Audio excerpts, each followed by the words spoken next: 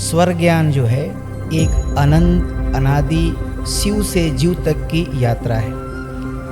स्वर में स्वयं का ज्ञान होना, स्वयं का वर्ण कर लेना और स्वयं के अनंत रहस्यों को, अपने अस्तित्व के अनंत रहस्यों को जान लेना ही स्वर ज्ञान है। स्वर ज्ञान, स्वर योग और स्वर विज्ञान क्या एक ही हैं या ये अलग है? ये तीनों एक ही हैं, अलग अलग रूप से लोग इसको उच्चारित करते हैं। तो ये 4 सेकंड में हमारी एक श्वास चलती है, एक इनहेलेशन जो अंदर श्वास और प्रश्वास। उसी प्रकार से नाक जो है वो श्वास देने की इंद्रिय है। तो इसके अंदर सारे ऐसे सेंसर्स लगे हुए हैं जो सूक्ष्म स्तर पर प्राणों को सेंस करते हैं। हमारे जो नाक में हवा जा रही है उसको भी परिष्कृत करते हैं। उसके सारे गुणों के माध्यम से हमारे शरीर, मस्तिष्क के और प्राण के अलग अलग केंद्रों को सूचित करके उसके अंदर उस प्रकार की फ्रीक्वेंसी प्रकट करते हैं। हम नाक से सांस लेते हैं या मुंह से? नाक से ही श्वास लेते हैं, लेकिन कई लोग मुंह से भी लेते हैं और वो एक बीमारी है। तीनों प्रमुख नाड़ियों का 24 घंटे में चक्र कैसे चलता है? हमारे शास्त्रों में इसके बारे में बड़ा ही व्यापक वर्णन है। सूर्योदय से हमारी जो है चक्र शुरू होती है भौतिक शरीर का। हमारे शरीर में 3 शरीर है, भौतिक है, सूक्ष्म है, कारण है। भौतिक शरीर का एक साइकिल है, एक सूक्ष्म शरीर का साइकिल है, कारण का है। भौतिक शरीर का साइकिल 24 घंटे में पूरा होता है। आपकी दाहिनी नासिका है ना, वो गर्म है, वो सूर्य नाड़ी है और वो सूर्य से संचालित होती है, सूर्य की शक्ति से संचालित होती है और सूर्य के कार्यों को करती है, रौद्र कर्म को करती है। चंद्र नाड़ी क्या है? वो चंद्रमा का शीतलता उसके गुण है और वो सौम्य है। सूर्य जो है ना पुरुष तत्व है ज़्यादा, उसमें चंद्रमा में नारी तत्व ज़्यादा है, शक्ति स्वरूपा है। तो हमारा वाम भाग क्या है? वो शक्ति स्वरूपा है और दाहिना भाग क्या है? शिव स्वरूपा है। इसको अर्धनारीश्वर का कॉन्सेप्ट हमारे शास्त्रों में दिया गया। सारे हार्मोन संतुलित हो जाते हैं। असंतुलन से ही तो असंतुलित हार्मोन। अगर मान लीजिए आदमी स्ट्रेस में रहेगा, बहुत ही डिप्रेस रहेगा, अगर स्ट्रेस हार्मोन ज़्यादा सीक्रेट हो जाएगा तो हमारे कोशिकाओं को मारना शुरू कर देगा। हमारे ब्लड के अंदर ना उसकी संख्या बढ़ने से हमारे बहुत सारे जो ऑर्गन्स है उस पर प्रभाव पड़ता है।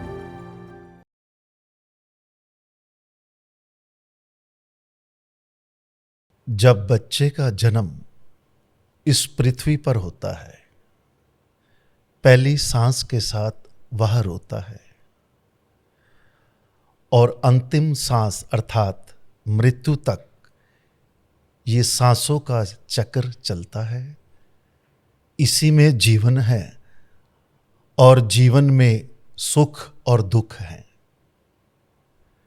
सांसों के रहस्य को जानने के लिए आज के पॉडकास्ट में हमारे पास स्वामी चरणाश्रित गिरि जी पधारे हैं।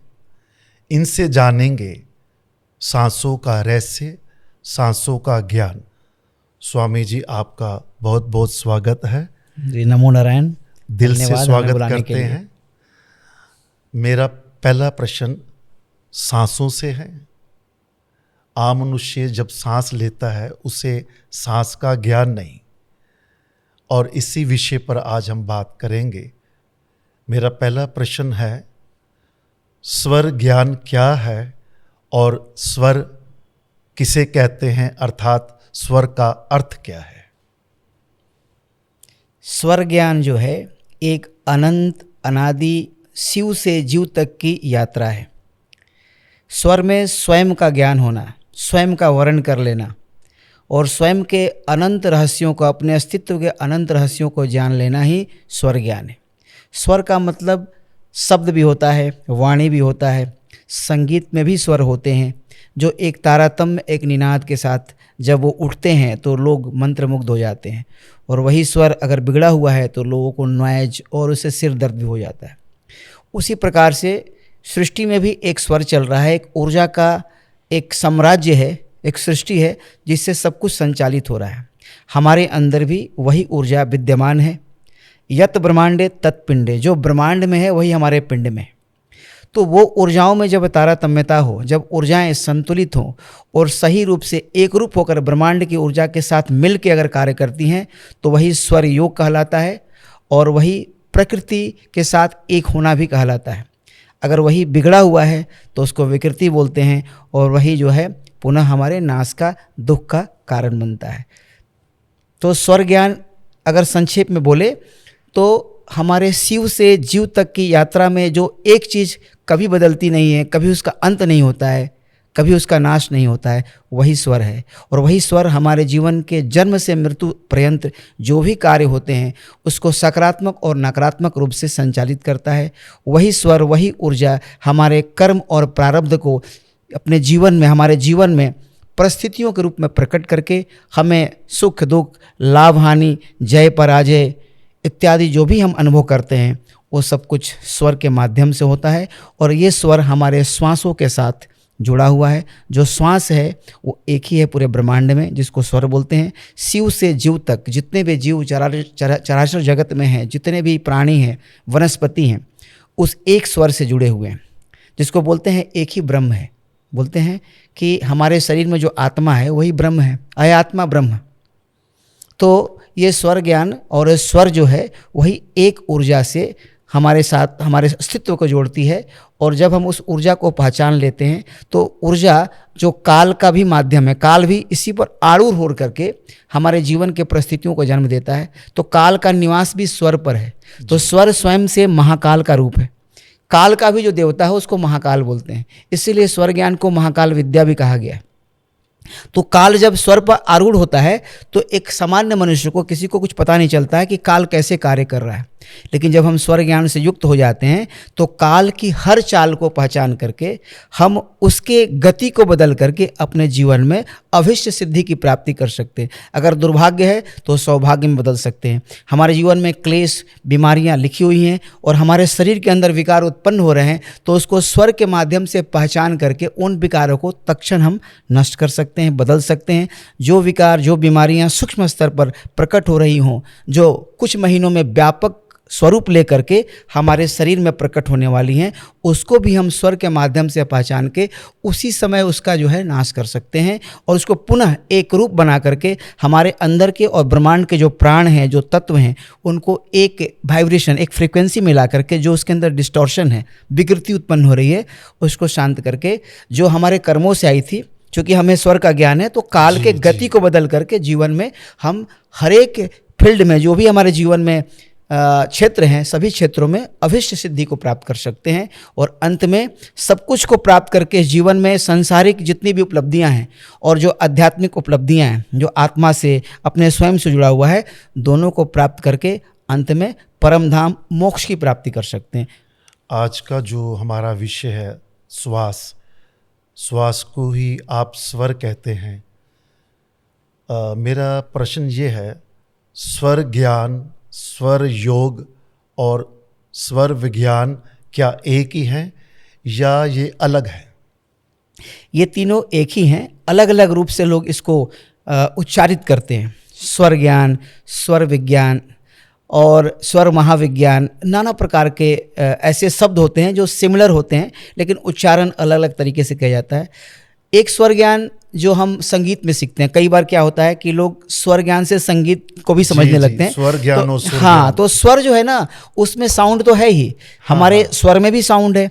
परमात्मा और आत्मा दोनों निवास करते हैं, तो सोहम मंत्र चलते रहता है। तो वही सोहम में जो है सारे विकृति और प्रकृति छुपा हुआ है। तो मूल रूप से स्वर जो है ब्रह्मांड की जो अंतर्निहित ध्वनि है, जो शिव शक्ति की ध्वनि है, उसका एक स्वरूप जो है, जो उसकी परम पवित्र प्राकृतिक बिना किसी विकृति का स्वरूप है, उस ध्वनि को भी प्रतिनिधित्व करता है। तो स्वर, यहाँ पर स्वर हो चाहे संगीत का स्वर हो, सब एक ही हैं, क्योंकि संगीत के माध्यम से भी अगर आप संगीत बढ़िया करेंगे तो आपके जो नाड़ियाँ हैं वो अपने आप संतुलित हो जाती हैं। तो सब जितने भी हैं उसमें समाहित हैं। और अगर स्वर विज्ञान जो श्वासों का विज्ञान है, उसको स्वर या स्वर अलग अलग शब्दों में लोग गढ़ते हैं, तो वो सब एक ही है। एक मनुष्य 24 घंटे में कितनी बार श्वास लेता है? क्लासिकल रूप से जो कि हमारे शास्त्रों में कहा गया है कि हम, शास्त्र अर्थात सनातन धर्म, हाँ, सनातन धर्म के जो शिव सरोदय और कई शास्त्र हैं, हमारे यामल शास्त्र हैं, रुद्र यामल इत्यादि, और कई अलग अलग आगम शास्त्र हैं जिसको हम तंत्र शास्त्र कहते हैं, जिसमें स्वर विज्ञान की छोटी छोटी चैप्टर्स हैं, कहीं कहीं पूरा शास्त्र ही उसी के ऊपर आधारित है। तो उसमें हमारी जो श्वास है वो एक प्राण के बराबर है। अब देखिए आज कंप्यूटर का युग है, हम माइक्रो सेकेंड मिली सेकेंड की बात करते हैं, लेकिन हमारे भारत में मनीषियों ने, हमारे ऋषि मुनियों ने काल के बहुत ही छोटे जो भाग है उसका भी गणना किया था, जिसको अणु, परमाणु, जो 25 माइक्रो सेकेंड के बराबर है। हमारे पास कंप्यूटर नहीं था जी, और जी। उससे तनु, त्रिशाणु, उसके बाद क्या था, निमेषा, लव, त्रुटि, ये सब अलग अलग भाग हैं छोटे छोटे। निमेष जो है ना, एक बार पलक जो गिरती है हमारी ना ऐसे करके, इसको एक निमेष बोलते हैं। फिर कुछ 3 पॉइंट कुछ निमेष का जो है एक प्राण होता है। तो एक प्राण हमने इसको कन्वर्ट किया है 4 सेकंड के बराबर होता है आज के मॉडर्न युग के।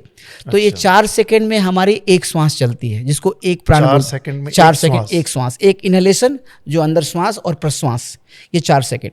इस प्रकार से 1 घंटे में अगर 60 मिनट में देखा जाए तो 900 श्वास होते हैं और 24 घंटे में 21,600 बार हम श्वास लेते हैं।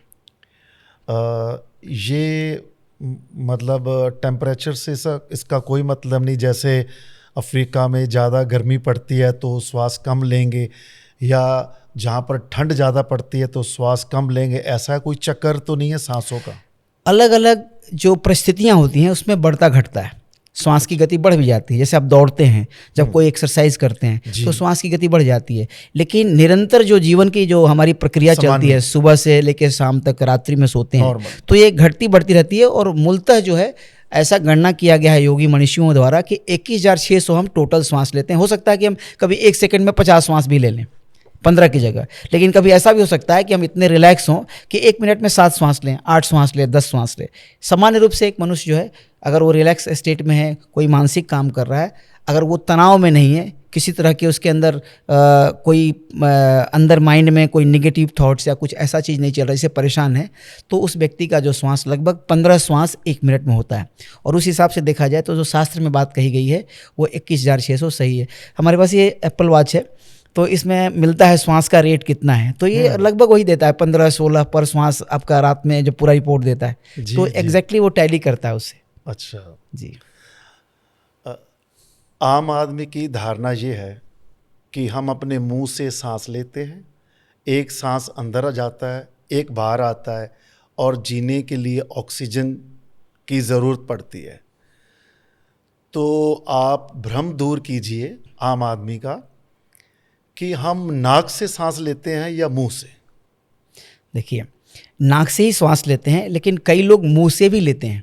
अच्छा। और वो एक बीमारी है, कई बार बच्चे में डिटेक्ट नहीं होता है। छोटे बच्चे क्या होते हैं, जब धीरे धीरे बड़े होते हैं तो उनकी मुंह खुले रहती है। खुले रहने से क्या होता है, नाक से श्वास जाता है लेकिन मुंह से जो आता है, लेकिन मुंह से श्वास लेने से क्या होता है, हमारे शरीर की बनावट बहुत अलग है। जिसको जो कार्य दिया गया है ना, वो अगर नहीं करेगा तो वो विनाश के कारण बनता है। बोलते हैं परधर्म भयावह, जो दूसरे का धर्म को पालन करेगा, जो अपने धर्म का मतलब आँख का काम है देखना।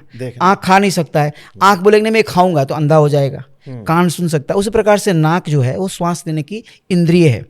तो इसके अंदर सारे ऐसे सेंसर्स लगे हुए हैं जो सूक्ष्म स्तर पर प्राणों को सेंस करते हैं। हमारे जो नाक में हवा जा रही है उसको भी परिष्कृत करते हैं, उसके सारे गुणों के माध्यम से हमारे शरीर, मस्तिष्क के और प्राण के अलग अलग केंद्रों को सूचित करके उसके अंदर उस प्रकार की फ्रीक्वेंसी प्रकट करते हैं। तो शरीर का एक प्रॉपर विकास होता है, चाहे मन का हो, चाहे हमारे शरीर के अंदर जो कार्यविधि चल रही है, इंटरनल होम्योस्टेटिस जो चल रहा है, उसको संतुलित करती है। जब वो मुंह से जाता है तो बच्चों का ग्रोथ नहीं होता है। तो मुंह से श्वास लेते हैं लेकिन मुंह से नहीं लेना चाहिए। अगर कोई बच्चा का मुंह खुला हुआ है और श्वास मुंह से भी ले रहा है, नाक से, मुंह से भी कुछ मात्रा में जा रही है 30-40%, तो उसकी ग्रोथ स्लो होगी, मतलब हर तरह से उसकी लंबाई कम होगी। तो माता पिता परेशान रहते हैं। मुख्य रूप से श्वास हम लोग नाक से ही लेते हैं। हम तो हमारी मुंह से कभी श्वास ही नहीं चलती है, नाक से ही चलता है। मुंह से तभी श्वास लेते हैं जब हमारी शरीर में कोई बड़ी प्रॉब्लम आ जाती है, कुछ ऐसा सिस्टम बिगड़ जाता है प्राणों का, तो मुख से, अगर मुंह से आदमी 10-15 दिन, 20 दिन, 1 महीना श्वास ले लो, मृत्यु हो जाएगी। अगर मुंह से किसी का श्वास लगातार चल रहा है तो उसकी भी अलग अलग जो है ना प्रक्रिया, आप पहचान सकते हैं कि मृत्यु वाली मुंह से श्वास ले रहा है या इसको सर्दी जुकाम हो गया तो मुंह से श्वास ले रहा है। मृत्यु वाला मुंह से श्वास अलग तरीके का होता है, आप पहचान सकते हैं देख करके। तो वो व्यक्ति मुश्किल से 4 दिन, 5 दिन, 10 दिन के अंदर शरीर छोड़ देता है। तो मुख से श्वास तो नहीं लेना चाहिए। अगर कभी नाक वगैरह जाम हो गया ये कुछ 2 दिन, 1 दिन के लिए, तो वो तो चलता है, लेकिन मूलतः कोई मुंह से श्वास नहीं लेता है, नाक से ही लेता है। जी। भारत के प्राचीन ग्रंथों की एक ऐसी जानकारी आती है कि मानस के शरीर में 72,000 नाड़ियां हैं, तो उसमें से प्रमुख नाड़ियां कौन सी हैं? जी, बहुत ही अच्छा प्रश्न है, क्योंकि देखिए कुछ शास्त्रों में तो 3 लाख से ज़्यादा नाड़ियों का वर्णन है। अच्छा। जी, तो मूल जो ग्रंथ है जैसे हठयोग प्रदीपिका है, जो हठयोग की जिसके अंदर व्याख्या ज्ञान है, उसी प्रकार से आपके शिव संहिता है, उस प्रकार से आपका जो है स्वर शास्त्र है, शिव स्वरोदय है। इन शास्त्रों में 72,000 नाड़ियों की वर्णन आती है। तो 72,000 नाड़ियों का एक जाल है जो हमारे शरीर के चारों तरफ फैला हुआ है। उसका केंद्र नाभि और नाभि के आसपास बताया जाता है, मूलाधार चक्र, और उसके नीचे है जी। जहाँ कंद के समान नाड़ियाँ गुच्छिकाएँ होती हैं, वहाँ से सभी नाड़ियाँ कुछ ऊपर जाती हैं, कुछ नीचे, दाएं बाएं। तो मुख्य रूप से उसमें से 36 नाड़ियाँ निकल के आती हैं। फिर उसमें से 20 नाड़ियाँ आती हैं जो 10 नीचे की तरफ जाती हैं, 10 ऊपर की तरफ जाती हैं, जो कई हमारी इंद्रियों को, हमारे एक्टिविटीज़ को कंट्रोल करती हैं। उसके बाद उन नाड़ियों में से 3 नाड़ियाँ महत्वपूर्ण हैं। वो 3 प्रमुख नाड़ियाँ कौन सी हैं? कारण क्या है उसका? प्रमुख होने का भी कारण है, क्योंकि आप भौतिक रूप से उसको नियंत्रित कर सकते हैं। दूसरी नाड़ियों का संबंध भौतिक रूप से नहीं है, वो इन्हीं नाड़ियों के अधीन है। अगर ये नाड़ियाँ बिगड़ी रहेंगी तो वो भी बिगड़ जाएंगी, और ये सही रहेंगी तो वो भी सही हो जाएंगी। इसलिए इन्हें प्रमुख 3 नाड़ियाँ, इसीलिए इनको 3 कहा गया, क्योंकि इसको सीधा आप इसको संचालित कर सकते हैं, आप प्राणायाम के माध्यम से रेगुलेट कर सकते हैं, इसमें बदल सकते हैं नाड़ियों को। तो ये नाड़ियाँ, जैसे हम दाहिने नाक से श्वास ले, ये नासिका छिद्र पहले जानना चाहिए। कई लोग को ये भी नहीं मालूम है कि हम एक समय में एक नाड़ी से एक नाक से श्वास लेते हैं। कई लोग को अभी भी उनको ये मालूम है कि दोनों नाक से हम श्वास लेते हैं हमेशा। ऐसा नहीं है, नाक से सांस लिया, हाँ, मतलब दोनों से लेते हैं और बाहर। तो यहाँ तक कि कई डॉक्टर्स को भी नहीं मालूम है अभी। जी, तो हमने मिले हैं, मतलब कि वो सोचते हैं कि दोनों से चलता है, मतलब इसका कोई साइकिल नहीं है। जबकि कुछ वैज्ञानिकों ने इसका साइकिल भी ढूंढ लिया, हो गए कुछ वर्ष हो गए कि हम एक टाइम में एक नाड़ी से श्वास लेते हैं, 2-3 घंटे चलती है, उसको उन्होंने ब्रेथ साइकिल नाम दिया। हमारे योगी मनुष्यों ने इसको तो लाखों वर्षों पहले शास्त्रों में लिख दिया था कि साइकिल कैसे चलती है, सूर्योदय से सूर्यास्त तक इसको कैसे चलना चाहिए, बिगड़ी है तो कैसे पहचाने। तो ये जो हमारी दाहिना नाक से श्वास चलता है, राइट नॉस्ट्रिल से जी, तो इसको हम लोग बोलते हैं पिंगला नाड़ी। इसको सूर्य स्वर भी कहते हैं, क्योंकि स्वर विज्ञान में स्वर आता है, क्योंकि श्वास को स्वर भी कहा गया। तो सूर्य स्वर, पिंगला नाड़ी। और जब लेफ्ट नॉस्ट्रिल से श्वास चलती है तो उसको बोलते हैं चंद्र स्वर, ईड़ा नाड़ी। और जब कभी कभी दोनों नाक से भी श्वास चलती है तो उसको बोलते हैं सुषुम्ना स्वर और मध्य नाड़ी। कब चलती है कि या तो कुछ ऐसा असंतुलन हो, या कुछ कारण से कुछ आध्यात्मिक क्षेत्र में चले गए। जैसे आप ऐसे मंदिरों को जब विजिट करेंगे जो बहुत पुरातन काल में एक ऐसे वास्तुकला से बनी है जहाँ पहले डिटेक्ट करते थे कि शिव शक्ति लाइन कहाँ पर है। हमारे पृथ्वी लोक में ऐसे बहुत जगह हैं जहाँ शिव शक्ति लाइन गुजरती है। शिव शक्ति लाइन का मतलब होता है जहाँ सूर्य और चंद्र की शक्ति बराबर गिरती है पृथ्वी पर, तो वहाँ पर स्वयं से सुषुम्ना नाड़ी एक्टिवेट हो जाती है। अच्छा जी, ऐसे बहुत सारे, जैसे आप केदारनाथ के मंदिर में जाइए, उज्जैन महाकाल मंदिर में जाइए, और ऐसे कितने हमारे मंदिर हैं जहाँ पर आप जाएंगे, आप बस चेक कीजिए, आपका सुषुम्ना स्वयं चलेगा, कुछ नहीं करना पड़ेगा। पहले तो हम ये समझते हैं साधारण पहली क्लास से, हाँ, ईड़ा और पिंगला नाड़ी क्या है? हाँ, तो ईड़ा नाड़ी हमारी जब वाम नाड़ी, जैसे बाएं नासिका छिद्र जो 2 छिद्र है, जब बाएं से चलता है तो इसको ईड़ा बोलते हैं। चंद्र नाड़ी बोलते हैं, जो हमारे मन की गतिविधियों को नियंत्रित करती है। और जो सूर्य नाड़ी है जो दाहिने नाक से चलती है श्वास तब, तो हमारे शरीर और ब्रह्म जगत से जो संबंधित गतिविधियां होती है उसको संचालित करती है। एक हमारे लॉजिकल एनालिटिकल जो होता है ना, जिसमें हमारे लॉजिक को हम हिंदी में शब्द है उसका तर्कशास्त्र। तर्क संबंधित जितने भी कार्य होते हैं वो हमारी इसमें ज़्यादा शक्तिशाली होती है। इसमें इमोशनल है, इमोशन और क्रिएटिविटी, जहाँ म्यूजिक हो गया, आर्ट हो गया, वो इसको ये नियंत्रित करती है। और इनका संबंध हमारे मस्तिष्क से भी, अभी वैज्ञानिकों ने रिसर्च किया है कि जब दाहिने नाक से श्वास चलता है, जब पिंगला नाड़ी चलती है तो हमारा लेफ्ट ब्रेन एक्टिव होता है, और जब हमारी लेफ्ट नॉस्ट्रिल एक्टिव होती है तो राइट ब्रेन। एक बार कुछ वैज्ञानिक आए थे तो उन्होंने मशीन लगाया था, तो मेरी लेफ्ट चल रही थी तो मेरा पूरा राइट ब्रेन एक्टिवेट आपके जी, तो एकदम लाइट, वो जो उनकी मशीन दिखाती है, खाली राइट ब्रेन, लेफ्ट में कोई हलचल नहीं था, पूरा राइट ब्रेन। तो वो भी आश्चर्यचकित थे कि ये तो एकदम बिल्कुल परफेक्ट जो है आपका जो आया रीडिंग। और कई रिसर्च उन्होंने किया, तत्वों का मशीन ला के अब उसका एनालिसिस कर रहे हैं, वो लोग बताएंगे। कुछ वैज्ञानिक आए थे बाहर से जिन्होंने लगाया था कि श्वास से क्या क्या बदलाव मस्तिष्क में होता है, आप तत्व बदल करके कौन से पृथ्वी तत्व में क्या, क्योंकि नाड़ियों में तत्व भी होते हैं, अभी हम उस पर नहीं जाएंगे क्योंकि बहुत एडवांस हो जाएगा, लेकिन हमारे श्वास में 5 तत्व भी चलते हैं। और वो पांचों तत्वों का क्या प्रभाव मस्तिष्क में, उसका भी उन्होंने रिसर्च किया था। तो ये जो नाड़ियाँ हैं बहुत ही महत्वपूर्ण हैं, क्योंकि समस्त शरीर की जितनी घटनाएं होती हैं उसकी जो केंद्र है यही है, यहीं से सब कुछ नियंत्रित होता है।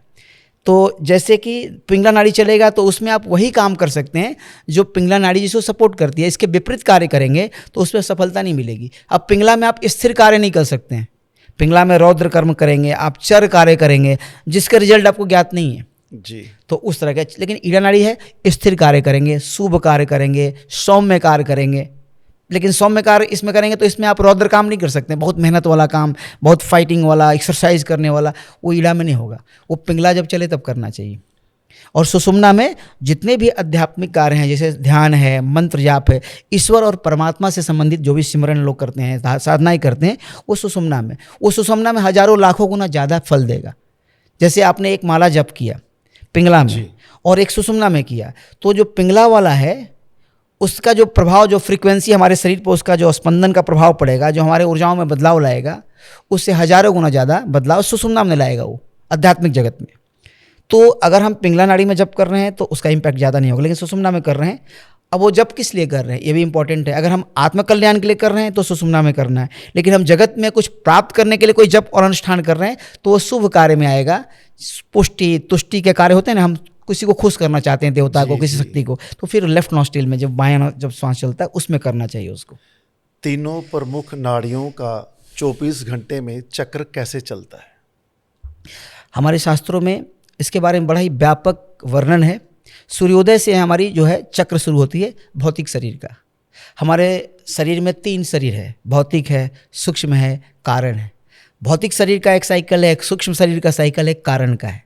भौतिक शरीर का साइकिल 24 घंटे में पूरा होता है, जिसमें 21,600 श्वास हम लोग लेते हैं। जी, जैसे लेफ्ट नोज में कितनी देर हम श्वास लेते हैं, राइट में कैसे लेते हैं? जी, बहुत अच्छा प्रश्न है ये। हर एक दिन जो है हमारे जो चंद्रमा और सूर्य की जो कैलेंडर है वो जो है उसकी गति के आधार पर हमारा स्वर चलना चाहिए। सौर्य मास होता है और चंद्रमास होता है, दोनों लिंक्ड है।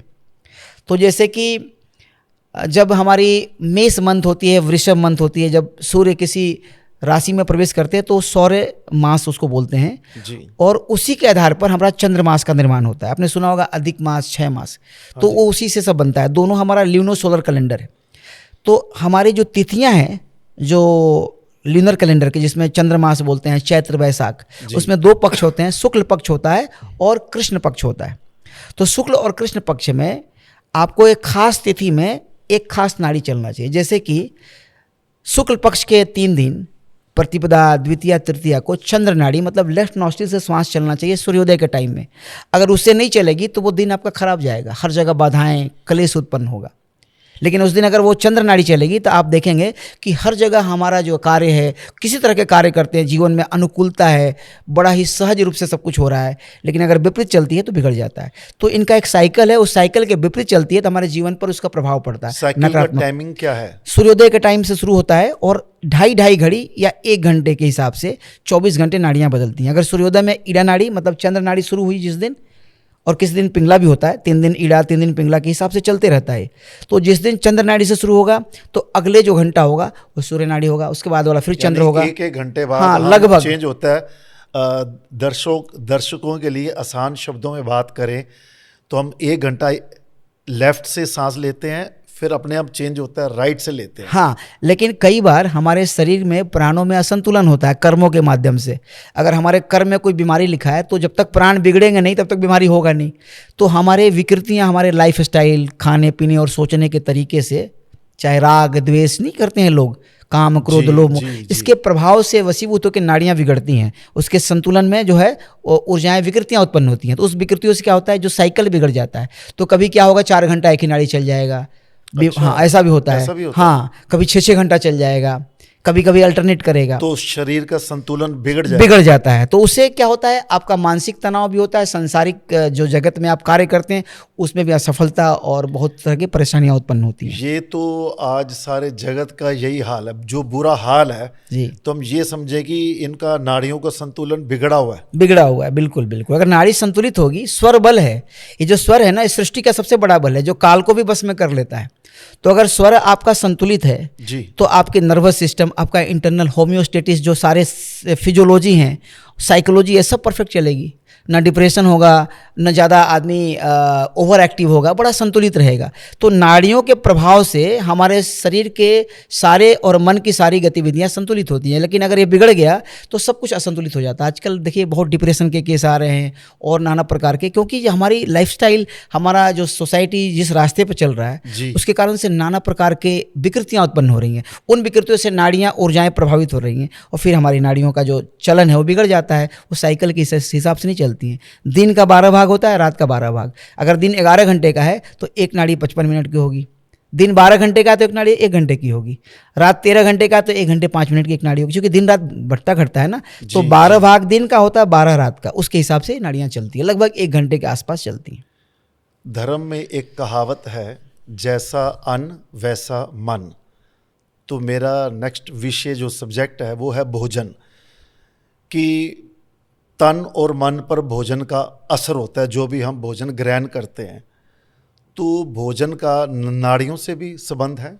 बिल्कुल संबंध है, क्योंकि ये भोजन हमारे अस्तित्व को प्रभावित करती हैं। हमारे भारत में जब हम भोजन करते हैं तो हम एक मंत्र बोलते हैं, अन्नपूर्णे सदा पूर्णे शंकर प्राण वल्लभे ज्ञान वैराग्य सिद्ध्यर्थम भिक्षाम देहि च पार्वती। हम प्रार्थना करते हैं उस परमात्मा से, उस परा देवी से, शक्ति माता से, कि जो अन्न के रूप में आप हो, जो सब पूर्ण करते हो। अगर अन्न ना हो तो क्या पूर्ण होगा? हम तो मर जाएंगे, हम तो अनकॉन्शियस हो जाएंगे। अन्न पूर्ण सदा पूर्ण। अगर अन्न पूर्ण है, आपको भोजन क्षुधा शांत हो गया है, तो आप सब कुछ करने में समर्थ हैं जी। तो और शंकर, जो कि आप स्वयं शंकर जो चेतना है उनकी आप अर्धांगिनी है। बिना आपके चेतना भी कार्य नहीं कर सकती। चेतना अपने आप को कैसे जानती है? शक्ति के माध्यम से। सूर्य का प्रकाश आ रहा है, सूर्य का ज्ञान कैसे होता है? प्रकाश से होता है। प्रकाश को हटा दीजिए तो सूर्य का ज्ञान नहीं होगा। तो वैसे ही शक्ति चेतना की हिस्सा है। बिना शक्ति का अपना स्वयं का ही ज्ञान नहीं होगा। महाशून्य, शून्य हो जाएंगे हम, हर तरीके से शून्य हो जाएंगे, कोई गतिविधि ही नहीं होगी।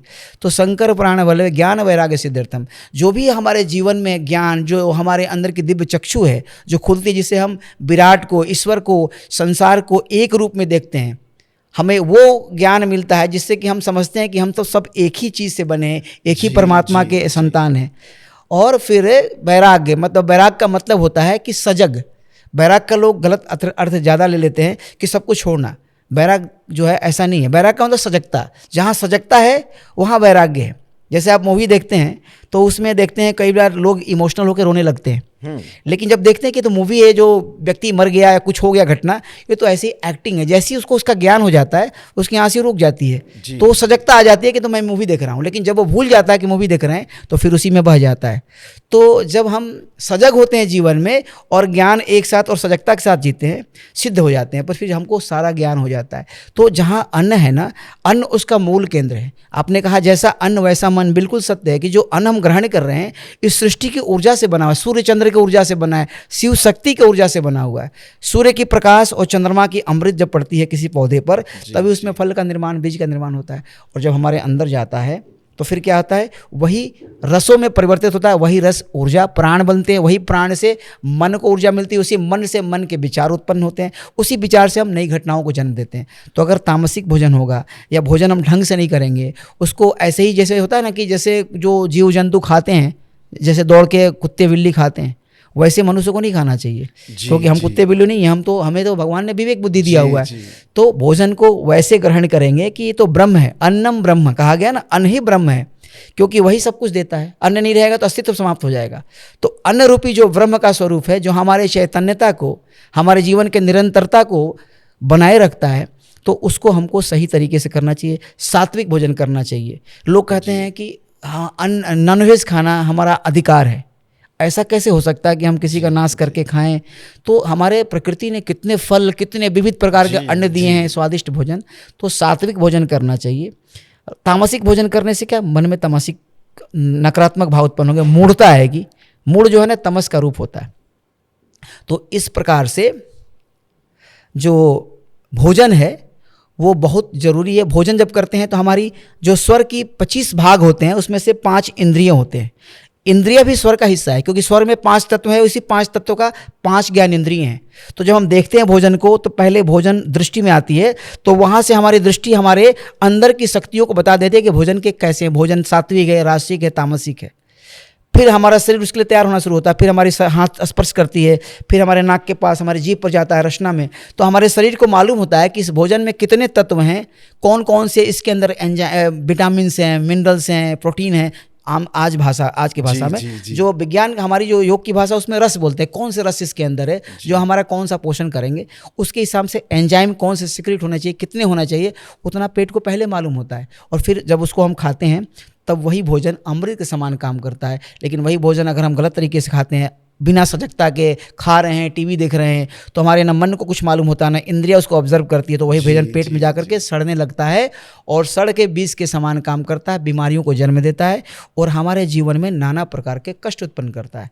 तो वही भोजन अमृत भी हो सकता है और वही भोजन विष भी हो सकता है। हम कैसे उसको ग्रहण करते हैं, कैसे खाते हैं, डिपेंड करता है। हाँ, किस तरह के भोजन करते हैं उस पर डिपेंड करता है। सिख धर्म में सिख गुरु साहबान ने भी यही शिक्षा दी है, गुरबाणी के उपदेश से, जब भी आप भोजन ग्रहण करें तो उस अन्न के आगे सिर झुका के जरूर कहना चाहिए, तू दाता दतार तेरा दित्ता खावना।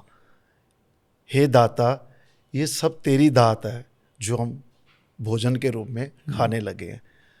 तो जैसा अन्न वैसा मन, बिल्कुल। तो तन मन पे भोजन का असर डलता है और हमें भोजन का भी ज्ञान लेना है।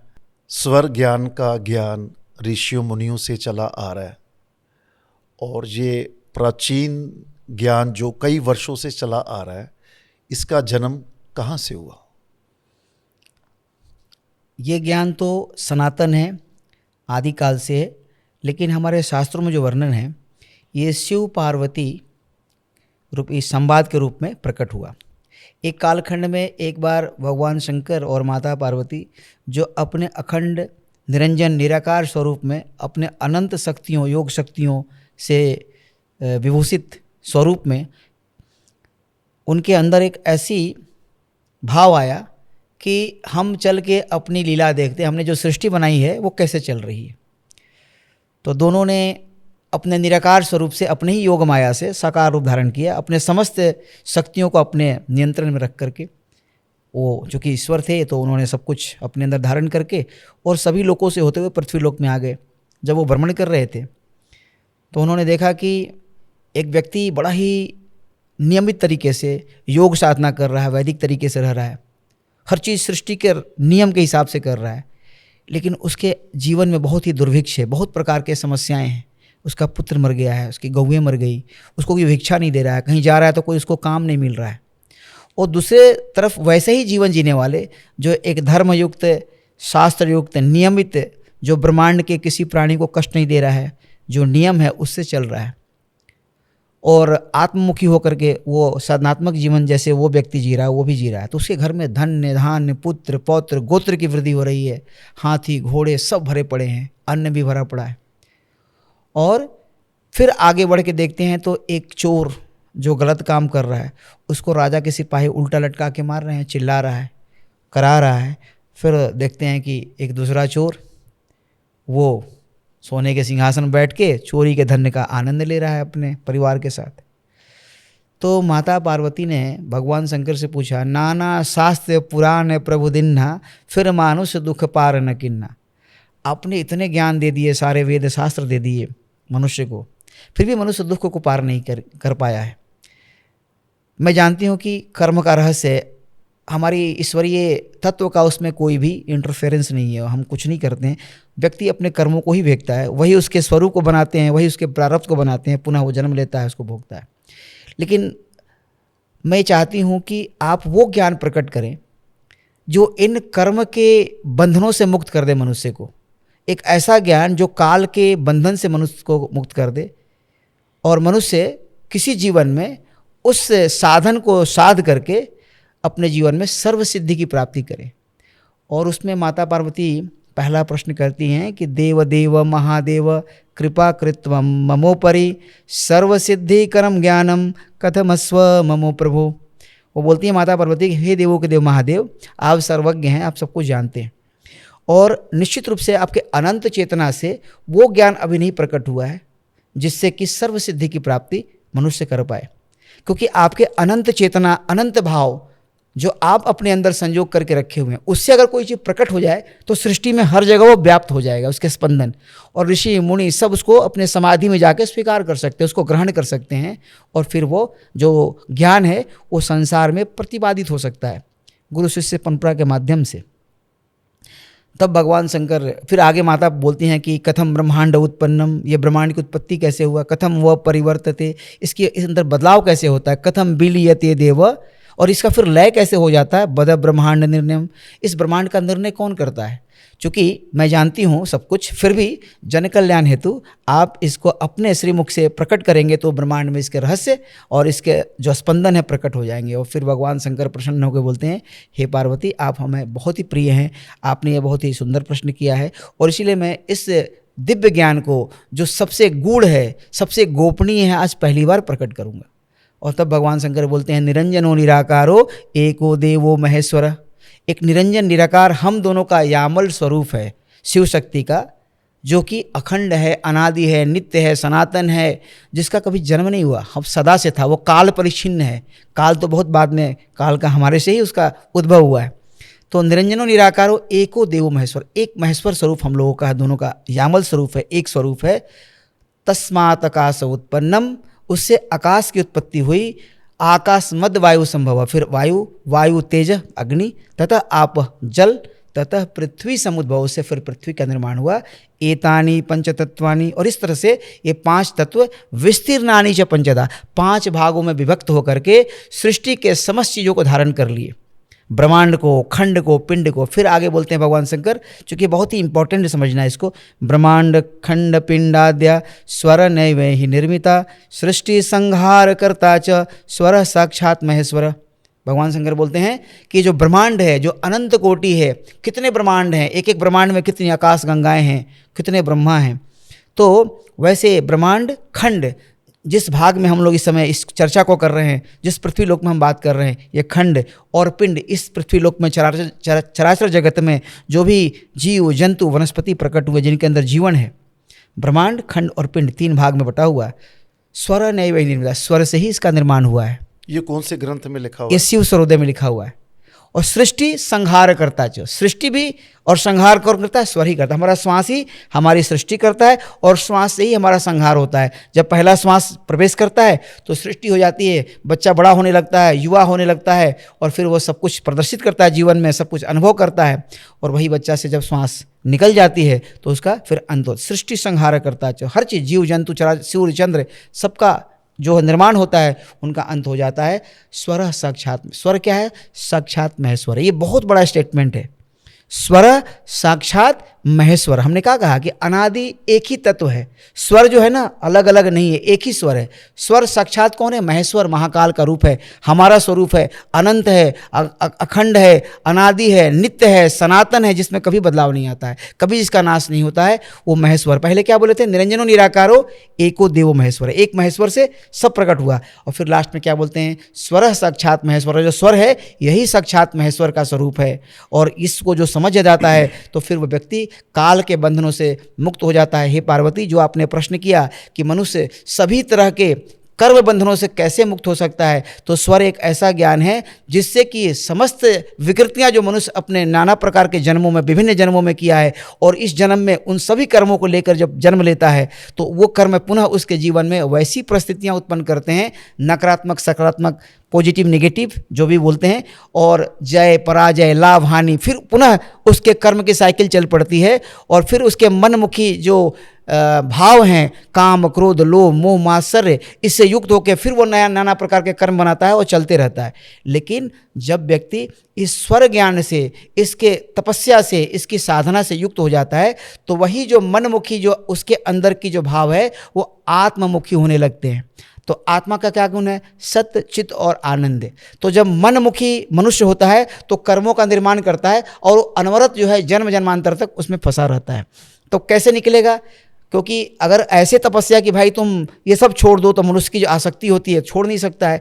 बोले एक ऐसा, ये एंटीडोट ऐसे भाषा में बोलेंगे कि स्वर विज्ञान एक ऐसा ज्ञान है जिसको करने मात्र से आपकी इंद्रियां, आपके विचार अपने आप शुद्ध होने लगते हैं। आपके कहने का भाव है कि स्वर ज्ञान शिव पार्वती के संवाद का ग्रंथ है। जी, तो ये जो कौन सी भाषा में है? ये संस्कृत में है। तो ये इस तरह से शास्त्र का इसके सूत्र या श्लोक कितने इसमें हैं? 395 श्लोक हैं, जिसमें जीवन के समस्त घटनाओं को भगवान शंकर माता पार्वती के संवाद करें। उसमें नाड़ी हैं, कितने प्रकार की नाड़ियाँ होती है, कितने प्रकार के प्राण होते हैं, युद्ध में कैसे जाना चाहिए, एक दिव्य संतान की उत्पत्ति कैसे हो सकती है, सभी जो पक्ष जीवन के होते हैं सब कुछ इसके अंदर है। और ये पूरा शास्त्र जो है हमारे जीवन को बदलने में समर्थ है। लेकिन ये शास्त्र क्या होते हैं, उनके अंदर जो वाणी होती है ना, वो सामान्य नहीं होती है। हम कोई चीज़ को अगर लिटरल देखेंगे तो नहीं होता, उसके अंदर रहस्य छिपे हुए हैं। तो उन रहस्यों को जान करके अगर गुरु मुख से जो ज्ञान उसमें प्रकट नहीं है, गुरु के पास प्रकट होता है, ले करके अगर साधना करेंगे, तो जब आप स्वर साधना करते हैं तो आपके मन और शरीर के प्राणों का जो विकृति है ना, वो शांत होने लगता है। तो आपको अहिंसा का पालन करना सीखना जबरदस्ती नहीं है कि मुझे नहीं अहिंसा करना, आज हमने कर दिया, गिल्ट फीलिंग हो रहा है, अरे हमसे ऐसे नहीं होना, ऐसा करना नहीं चाहिए था।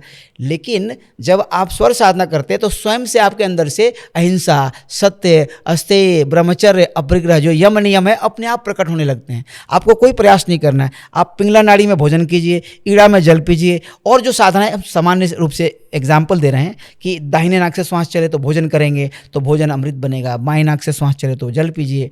तो इस प्रकार से जब आप साधना शुरू करते हैं, इसमें बहुत सारी क्रियाएं हैं, साधनाएं हैं, ध्यान है, ये सब जब करेंगे तो आपके अंदर की जो विकृति है, जो आपके जीवन में नाना प्रकार के परिस्थितियां उत्पन्न करके आपके अज्ञानतावश आप नए कर्मों का निर्माण करते जा रहे हैं, उसके श्रृंखला को तोड़ देती है।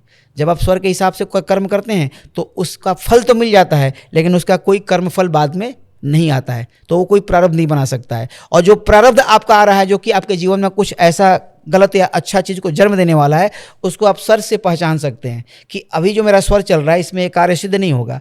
तो जो क्यों सिद्ध नहीं होगा, क्योंकि आपके कर्म में लिखा है कि कुछ आपको हानि होना है। तो पहले अगर आप नहीं जान रहे थे तब तो आप कर्म कर देते, आपको हानि हो जाता, लेकिन आपने देखा मेरा स्वर बिगड़ा हुआ है, हमारी नाड़ी सही नहीं चल रही है, तत्व नहीं चल रहा है, निश्चित रूप से इस कार्य करने से हमें अशांति मिलेगी, हमें बहुत परेशानियां उत्पन्न होंगी, जिससे फिर कर्म की श्रृंखला चल पड़ेगी। तो आपने सही नाड़ी को बदल करके, सही तत्व को प्रकट करके आपने कर्म कर दिया, तो उसमें सिद्धि मिल गया। तो जो भाग्य ने लिखा था आपने क्या कर दिया, बदल दिया, आपने पढ़ लिया उसको।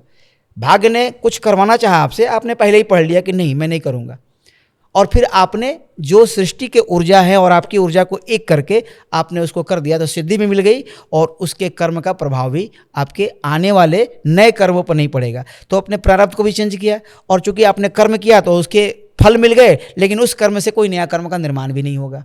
तो दोनों चीज़ एक साथ होता है, पुराने कर्मों का क्षय और नए कर्मों का जन्म नहीं होता है। उसमें कर्म तो होते हैं, लेकिन उसके अंदर प्रारब्ध को क्रिएट करने की सामर्थ्य उसके अंदर नहीं होती है, और फिर मनमुखी से आदमी आत्ममुखी हो जाता है। तो ये पूरा शास्त्र उसी से ऐसे ही प्रकट हुआ, और इसको करने मात्र से प्रैक्टिकल है, वैज्ञानिक तरीके से कोई भी व्यक्ति इसको करेगा तो निश्चित रूप से व्यक्ति हर प्रकार के मानसिक, शारीरिक, आध्यात्मिक कष्टों से मुक्त होकर अंत में मोक्ष को प्राप्त कर लेगा। और सर्व सिद्धि का ज्ञान है। माता ने कहा सर्व सिद्धि कर्म ज्ञानम, उन्होंने नहीं कहा योग सिद्धि कर्म ज्ञानम होता है ना, या मोक्ष सिद्धि कर्म ज्ञानम, धन सिद्धि कर्म ज्ञानम, ये कुछ भी बोल सकती थी। उन्होंने कहा सर्व सिद्धि कर्म ज्ञानम, जिसमें सर्वार्थ सिद्धि प्राप्त हो मनुष्य को, चाहे वो संसारिक हो चाहे आध्यात्मिक हो, और अंत में व्यक्ति मोक्ष को भी प्राप्त कर ले। तो ये पूरा शास्त्र जो है इस प्रकार से शिव शक्ति के संवाद के रूप में प्रकट हुआ, और पुनः जो है फिर गुरु परंपराओं के माध्यम से ये आज भी अक्षुण्ण है, और ये अभी भी लोग सीख के अपने जीवन को पूरी तरह से परिवर्तित करके अंत में सर्व सिद्धि को प्राप्त करके कोई भी चीज़ को अपने जीवन में जो संभव है उसको प्रकट कर सकते हैं, मैनिफेस्ट कर सकते हैं, और फिर अंत में मोक्ष को भी प्राप्त कर सकते हैं। हमारी नासिका के जो 2 छिद्र हैं, जिसे ईड़ा और पिंगला कहते हैं, इसे चंद्र नाड़ी और सूर्य नाड़ी क्यों कहते हैं? क्योंकि जो आपकी दाहिनी नासिका है ना, वो गर्म है, वो सूर्य नाड़ी है, और वो सूर्य से संचालित होती है, सूर्य की शक्ति से संचालित होती है, और सूर्य के कार्यों को करती है, रौद्र कर्म को करती है। चंद्र नाड़ी क्या है, वो चंद्रमा का शीतलता उसके गुण है, और वो सौम्य है। तो जब हम बाएं नाक से श्वास लेते हैं तो अगर आप कोई रौद्र कर्म करेंगे तो आप बीमार पड़ जाएंगे, और इसीलिए चूंकि ये 2 शक्तियों से युक्त हैं, जब हमारी बाएं नाक से श्वास चलती है तो चंद्रमा की शक्ति चलती है, उसमें सौम्यता चलती है, स्थिरता चलती है। चंद्रमा की शक्ति अर्थात कि हमारा संपर्क जो है चंद्र और सूर्य से है। हाँ, चंद्र और सूर्य से सीधा। देखिए, अगर आप पृथ्वी से देखेंगे तो सूर्य और चंद्रमा का डायमीटर समान होता है, भले उनका साइज अलग अलग है, हमारी लाखों पृथ्वी समा जाए सूर्य के अंदर, लेकिन अगर पृथ्वी लोक से देखेंगे यहाँ से तो चंद्रमा का जो साइज है और सूर्य का एक समान होता है, इसीलिए पूर्ण सूर्य ग्रहण लगता है। अगर चंद्रमा का डिस्क अगर छोटा होता है तो कभी पूर्ण सूर्य ग्रहण नहीं लगता है, उसको ढक देती है ना। जो आकार है वो एक जैसा दिखाई देता है, सूर्य भी एक जैसा और चंद्रमा भी एक जैसा है, मतलब पृथ्वी से। तो हाँ, हमारा 2 भाग शरीर का एक समान है, दाहिना भाग और बायां भाग, ये भी एक जैसा दिखता है। हाँ। सूर्य जो है ना पुरुष तत्व है ज़्यादा, उसमें चंद्रमा में नारी तत्व ज़्यादा है, शक्ति स्वरूप है। तो हमारा वाम भाग क्या है, वो शक्ति स्वरूप है, और दाहिना भाग क्या है, शिव स्वरूप है। इसको अर्धनारीश्वर का कॉन्सेप्ट हमारे शास्त्रों में दिया गया, अर्धनारी। हाँ, तो जो सूर्य चंद्र जो कि इक्वल रूप से प्रभावित करते हैं हमारे पृथ्वी लोक में, तो हमारा जीवन उनसे सीधा जुड़ा हुआ है। आप एस्ट्रोलॉजी पढ़ेंगे देखेंगे सूर्य चंद्र के अपने एक एक राशि होते हैं, बाद बाकी कोई जो दूसरे ग्रह उनके 2-2 राशियाँ होती हैं। तो सूर्य चंद्र जो है ना केंद्र है, वो एक मन है, एक आत्मा है, एक शरीर है, एक मन है।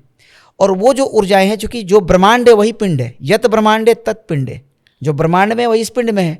तो जो बाहर में चीज़ें हैं, 9 ग्रह हैं, जो 5 तत्व है, वही हमारे अंदर विराजमान है। तो सूर्य चंद्र मुख्य रूप से जो पृथ्वी लोक की जितनी गतिविधियां हैं उसको बहुत गहराई से प्रभावित करते हैं, और उसके अलावा दूसरे ग्रह भी करते हैं। जैसे तो चंद्र पूर्ण हो जाता है, पूर्णिमा जो होती है, उस पे फिर हमारे शरीर पर भी उसका प्रभाव पड़ता है। बिल्कुल पड़ता है, क्योंकि देखिए जब चंद्रमा पूर्णिमा के दिन देखिए ज्वार भाटे आते हैं, समुद्र का उफान ले लेता है, सब कुछ होता है। हमारे शरीर में भी जल है, बोलते हैं 70% जल है। तो जो अच्छा जल की जो क्वालिटी होती है समुद्र के जल से मिलता जुलता होता है, उसका स्ट्रक्चर होता है। हाँ।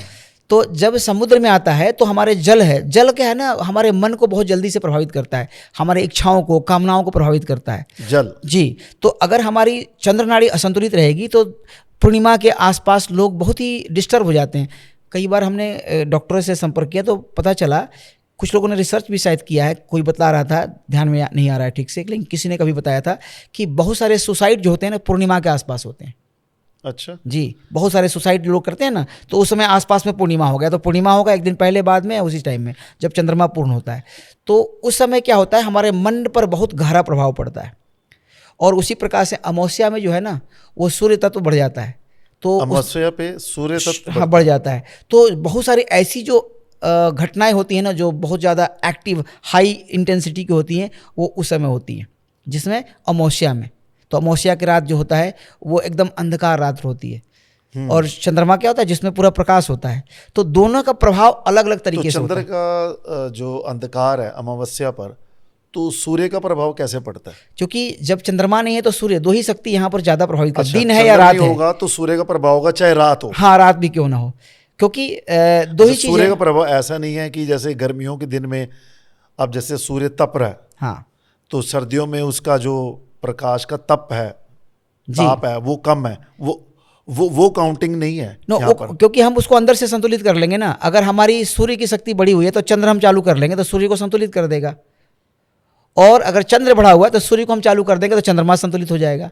तो सूर्य पवित्र चंद्रमा, चंद्रमा पवित्र सूर्य, ये जो है ना, जब सूर्य में चंद्रमा को पीते हैं और चंद्रमा में सूर्य को, तो ये बहुत बड़ा रहस्य है।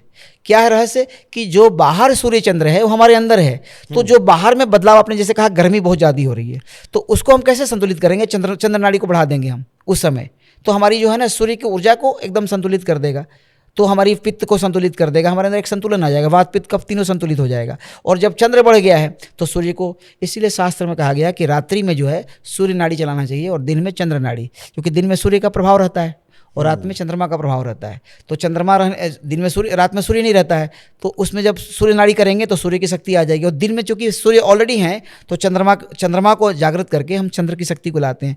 और जहाँ चंद्र और सूर्य की शक्ति मिलती है वहीं कुछ सकारात्मक निर्माण हो सकता है, वहीं कुछ जो है अद्भुत चीज़ें प्रकट हो सकती हैं। बिना सूर्य चंद्र के, बिना शिव शक्ति के, बिना नारी पुरुष के कुछ इस सृष्टि में क्रिएट नहीं होता। हमारे शरीर में जब चंद्र नाड़ी का प्रभाव पड़ता है तो उसके क्या लाभ होते हैं, और जब सूर्य नाड़ी का प्रभाव पड़ता है तो उसके क्या लाभ होते हैं? केवल लाभ बताइए पहले। देखिए, सूर्य चंद्र जो है 2 नाड़ियाँ जो शक्तियाँ हमारे अंदर हैं, और उनका जो है कार्य जो है जो उसको सपोर्ट करती हैं, उनका विवरण है। जैसे सूर्य नाड़ी में आप भोजन करेंगे तो उस भोजन का पाचन, उसके रसों का जो एसिमिलेशन शरीर में होता है और प्राणों का निर्माण वो सही होगा, वो साइकिल पूरा परफेक्ट होगी। लेकिन अगर चंद्र में भोजन करेंगे तो भोजन जाएगा और पेट में बैठा रहेगा, पाचन ही नहीं होगा। तो भोजन जब बैठेगा तो सड़ेगा तो विष उत्पन्न होगा।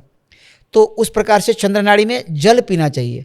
सूर्य नाड़ी में भी जल पी सकते हैं थोड़ा बहुत, 200 ml तक। जिन्हें ज्ञान ही नहीं है चंद्र नाड़ी या सूर्य नाड़ी या ईड़ा या पिंगला, लेफ्ट या राइट, तो उनके लिए तो ये सब अंधकार ही है। तो क्या वो फिर मतलब रोगी की तरह जी रहे हैं? बस वो तो ऐसी ऑटोमेटिक लाइफ जी रहे हैं। कर्म और प्रारब्ध जो लेके आए हैं वो चलते रहेगा। कभी बीमार पड़ेंगे, कभी अच्छा लगे, कभी बुरा लगे, कभी दुखी रहेंगे, कभी सुखी रहेंगे, कभी एक्साइटेड रहेंगे। जैसे कहते हैं कि चंद्र नाड़ी में मतलब मन शांत रहता है या खुशी मिलती है, वो क्या प्रभाव है? वो तब होगा जब चंद्र और सूर्य संतुलित हो। कोई एक नाड़ी बढ़ जाएगी ना तो असंतुलन आ जाएगा। इस सृष्टि में संतुलन ही जो है ना, अच्छा, वो मूल अवस्था है। शरीर में संतुलन चाहिए, संतुलन चाहिए दोनों का संतुलन। दोनों में से एक बढ़ जाएगा तो फिर आदमी असंतुलित तो दोनों के लाभ बताइए। अगर संतुलन है तो व्यक्ति जो है एकदम स्वस्थ रहेगा, उसकी बुद्धि बल विवेक बल सब बहुत बढ़िया रहेगा। वो व्यक्ति जो है रिएक्ट नहीं करेगा, शांत रहेगा, चीज़ों को समझ पाएगा, उसको चीज़ें स्पष्ट दिखेंगी। कई बार क्या होता है ना, हम चीज़ें बहुत कंफ्यूज रहते हैं, करें कि ना करें, 10 लोग से पूछते हैं। लेकिन जिस व्यक्ति के अंदर सूर्य और चंद्र नाड़ी संतुलित है, उसकी जो अंदर की चेतना है वो सब देखती है। तो क्या करना चाहिए, कब करना चाहिए, विवेक बुद्धि जागृत होती है।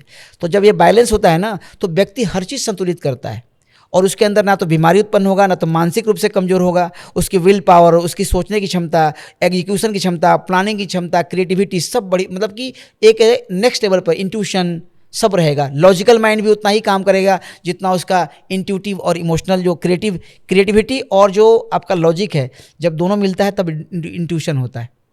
इमोशन और लॉजिक मिलेगा तभी जाके इंट्यूशन होगा। एक बढ़ जाएगा तो इंट्यूशन नहीं होगा, इंट्यूशन नहीं होगा तो सही ज्ञान नहीं होगा। इंट्यूशन क्या है? एक ऐसी फ्रीक्वेंसी जहाँ सत्य दिखता है, जहाँ सब कुछ ठहर जाता है, जहाँ कोई नया रिएक्शन नहीं हो रहा है, वहीं सत्य दिखता है। वो कब होगा? जब सूर्य चंद्र एकदम संतुलित रहेंगे, दोनों का वेव ऊपर नीचे नहीं हो रहा है, तभी वो प्रकट होती है। तो सूर्य चंद्र का संतुलित होना बहुत जरूरी है। कैसे संतुलित होगी?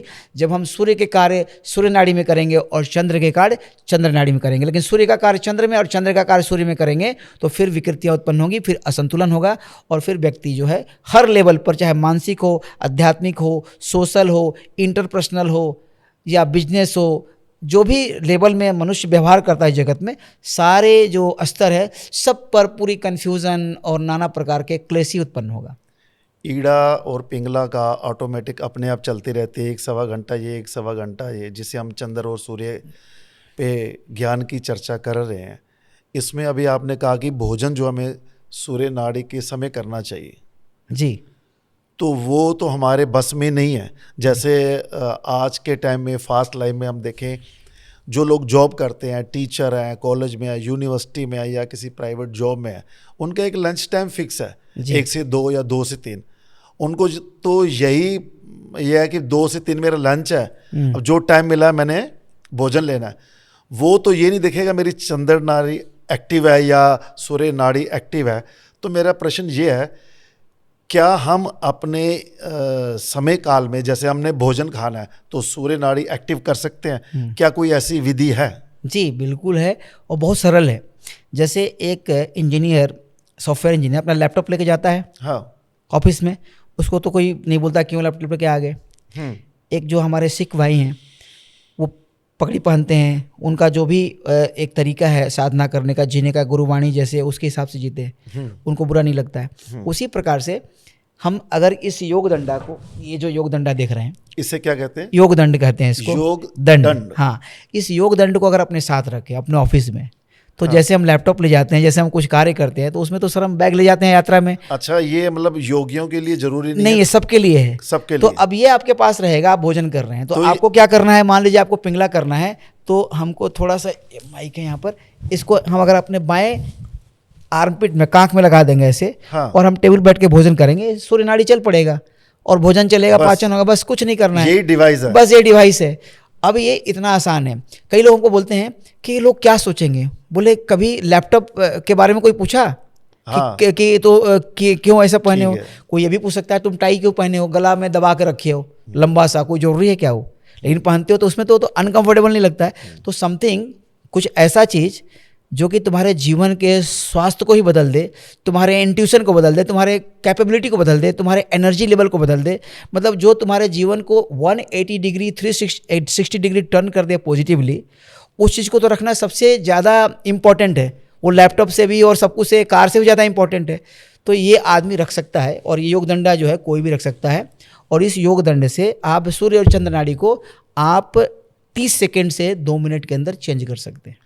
इसका मतलब जो हमारे वैष्णो ढाबा है, सात्विक भोजन के रेस्टोरेंट है जी, तो सबसे पहले तो उन्हें ये डिवाइस रखना चाहिए कि भाई तुम सात्विक भोजन तो दे रहे हो, हाँ, तो ये रखना चाहिए ताकि जब भोजन करें तो अपने राइट में दबा लें। और मुझे बहुत अच्छा लगा आपका ये जो है ना सजेशन, ये रियली बहुत अच्छा है। आपने पहली बार ऐसा पूछा, और ये बहुत ही प्रैक्टिकल क्वेश्चन है कि भाई आप सात्विक ढाबा रखे हो तो कुछ ऐसा चीज रखो कि रियल में वो काम करे ना। हाँ। आपने सात्विक भोजन दिया और इड़ा में खा लिया तो फिर वो भोजन उतना तो इम्पैक्ट नहीं देगा, वो पेट में रहेगा, फिर वो पचेगा, ज़्यादा एनर्जी खर्चा होगा, और फिर वो विष का निर्माण करेगा, प्राणों का निर्माण उतना अच्छा से नहीं होगा।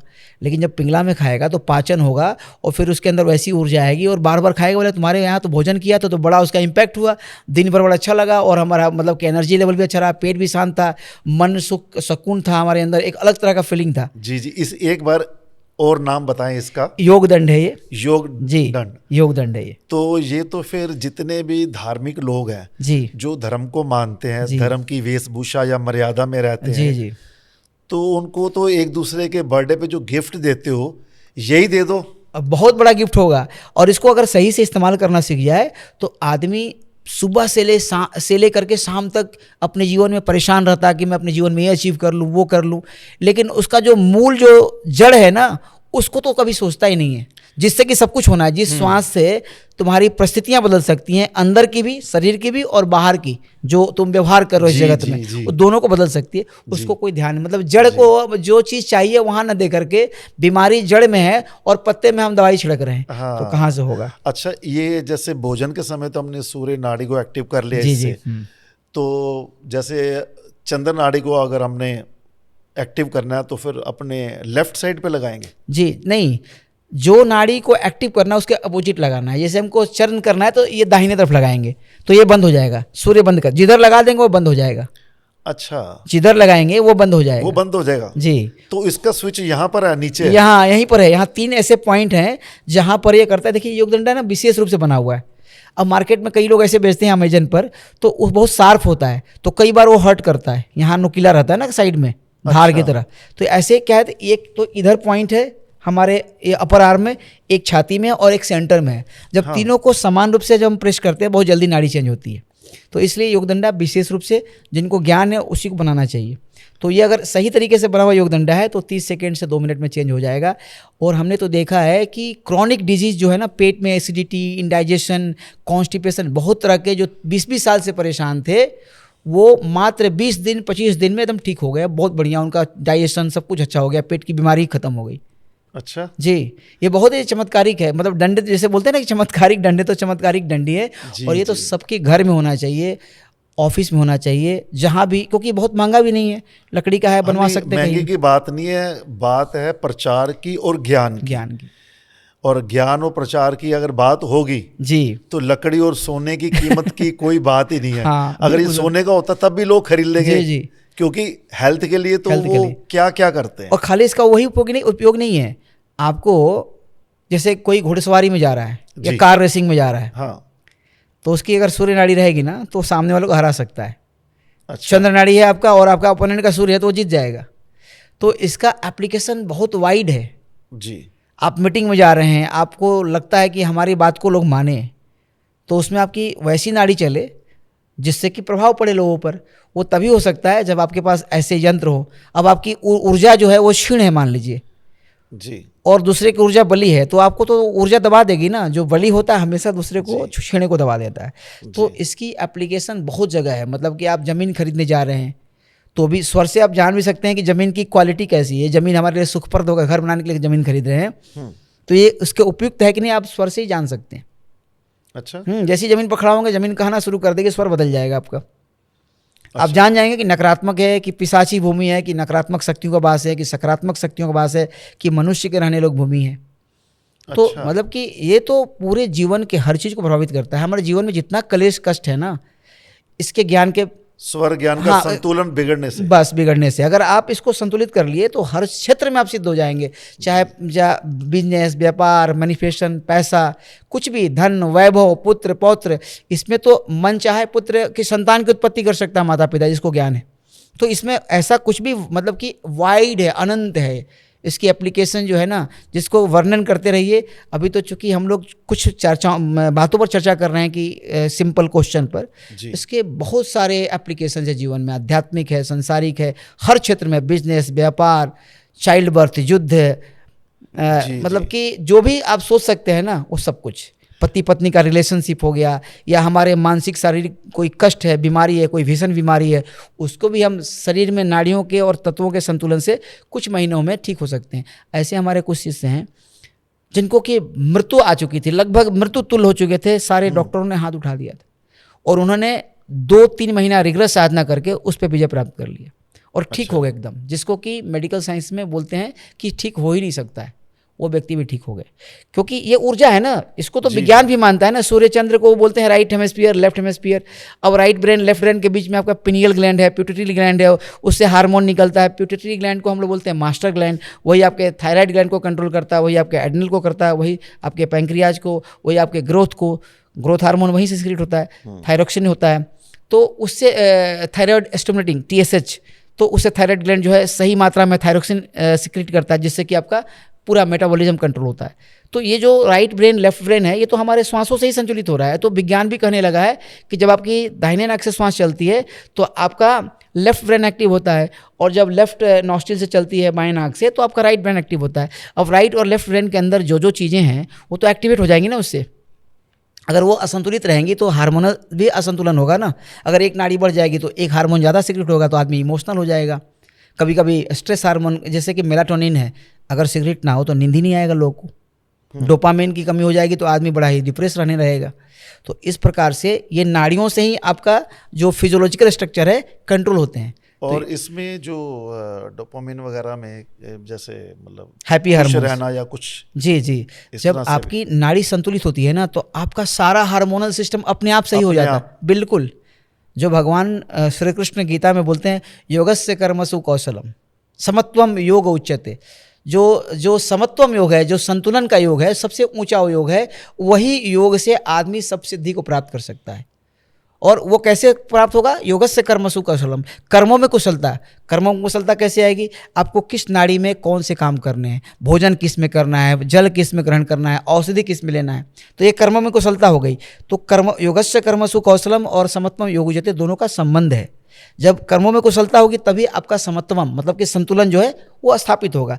और एक बार संतुलन स्थापित हो गया तो सारे हार्मोन, जितने भी हमारे शरीर के जितने भी क्रियाकलाप हैं, इतने संतुलित हो जाएंगे कि मनुष्य को अच्छा से नींद आएगा, जगेगा, ऊर्जावान रहेगा, कार्य करेगा, हमेशा प्रसन्न रहेगा, डिप्रेशन वगैरह आएगा नहीं। उसको उतना मात्रा में डोपामिन आएगा, उसको उतना मात्रा में मेलाटोनिन सिक्रेट होगा, उसको नींद गहरी आएगी। गहरी नींद आएगी तो उसके बोन मैरो में आपका ब्लड सेल्स बनेगा। जब ब्लड सेल्स नया बनेगा तो आपके शरीर में ब्लड शुद्ध रहेगा, तो जो बीमारियां उत्पन्न ब्लड के अशुद्धि से होती है वो भी नहीं होगी। आजकल क्या होता है, लोग सोते नहीं हैं और गहरी निद्रा में क्या होता है कि हमारा बोन मैरो में WBC RBC बनता है।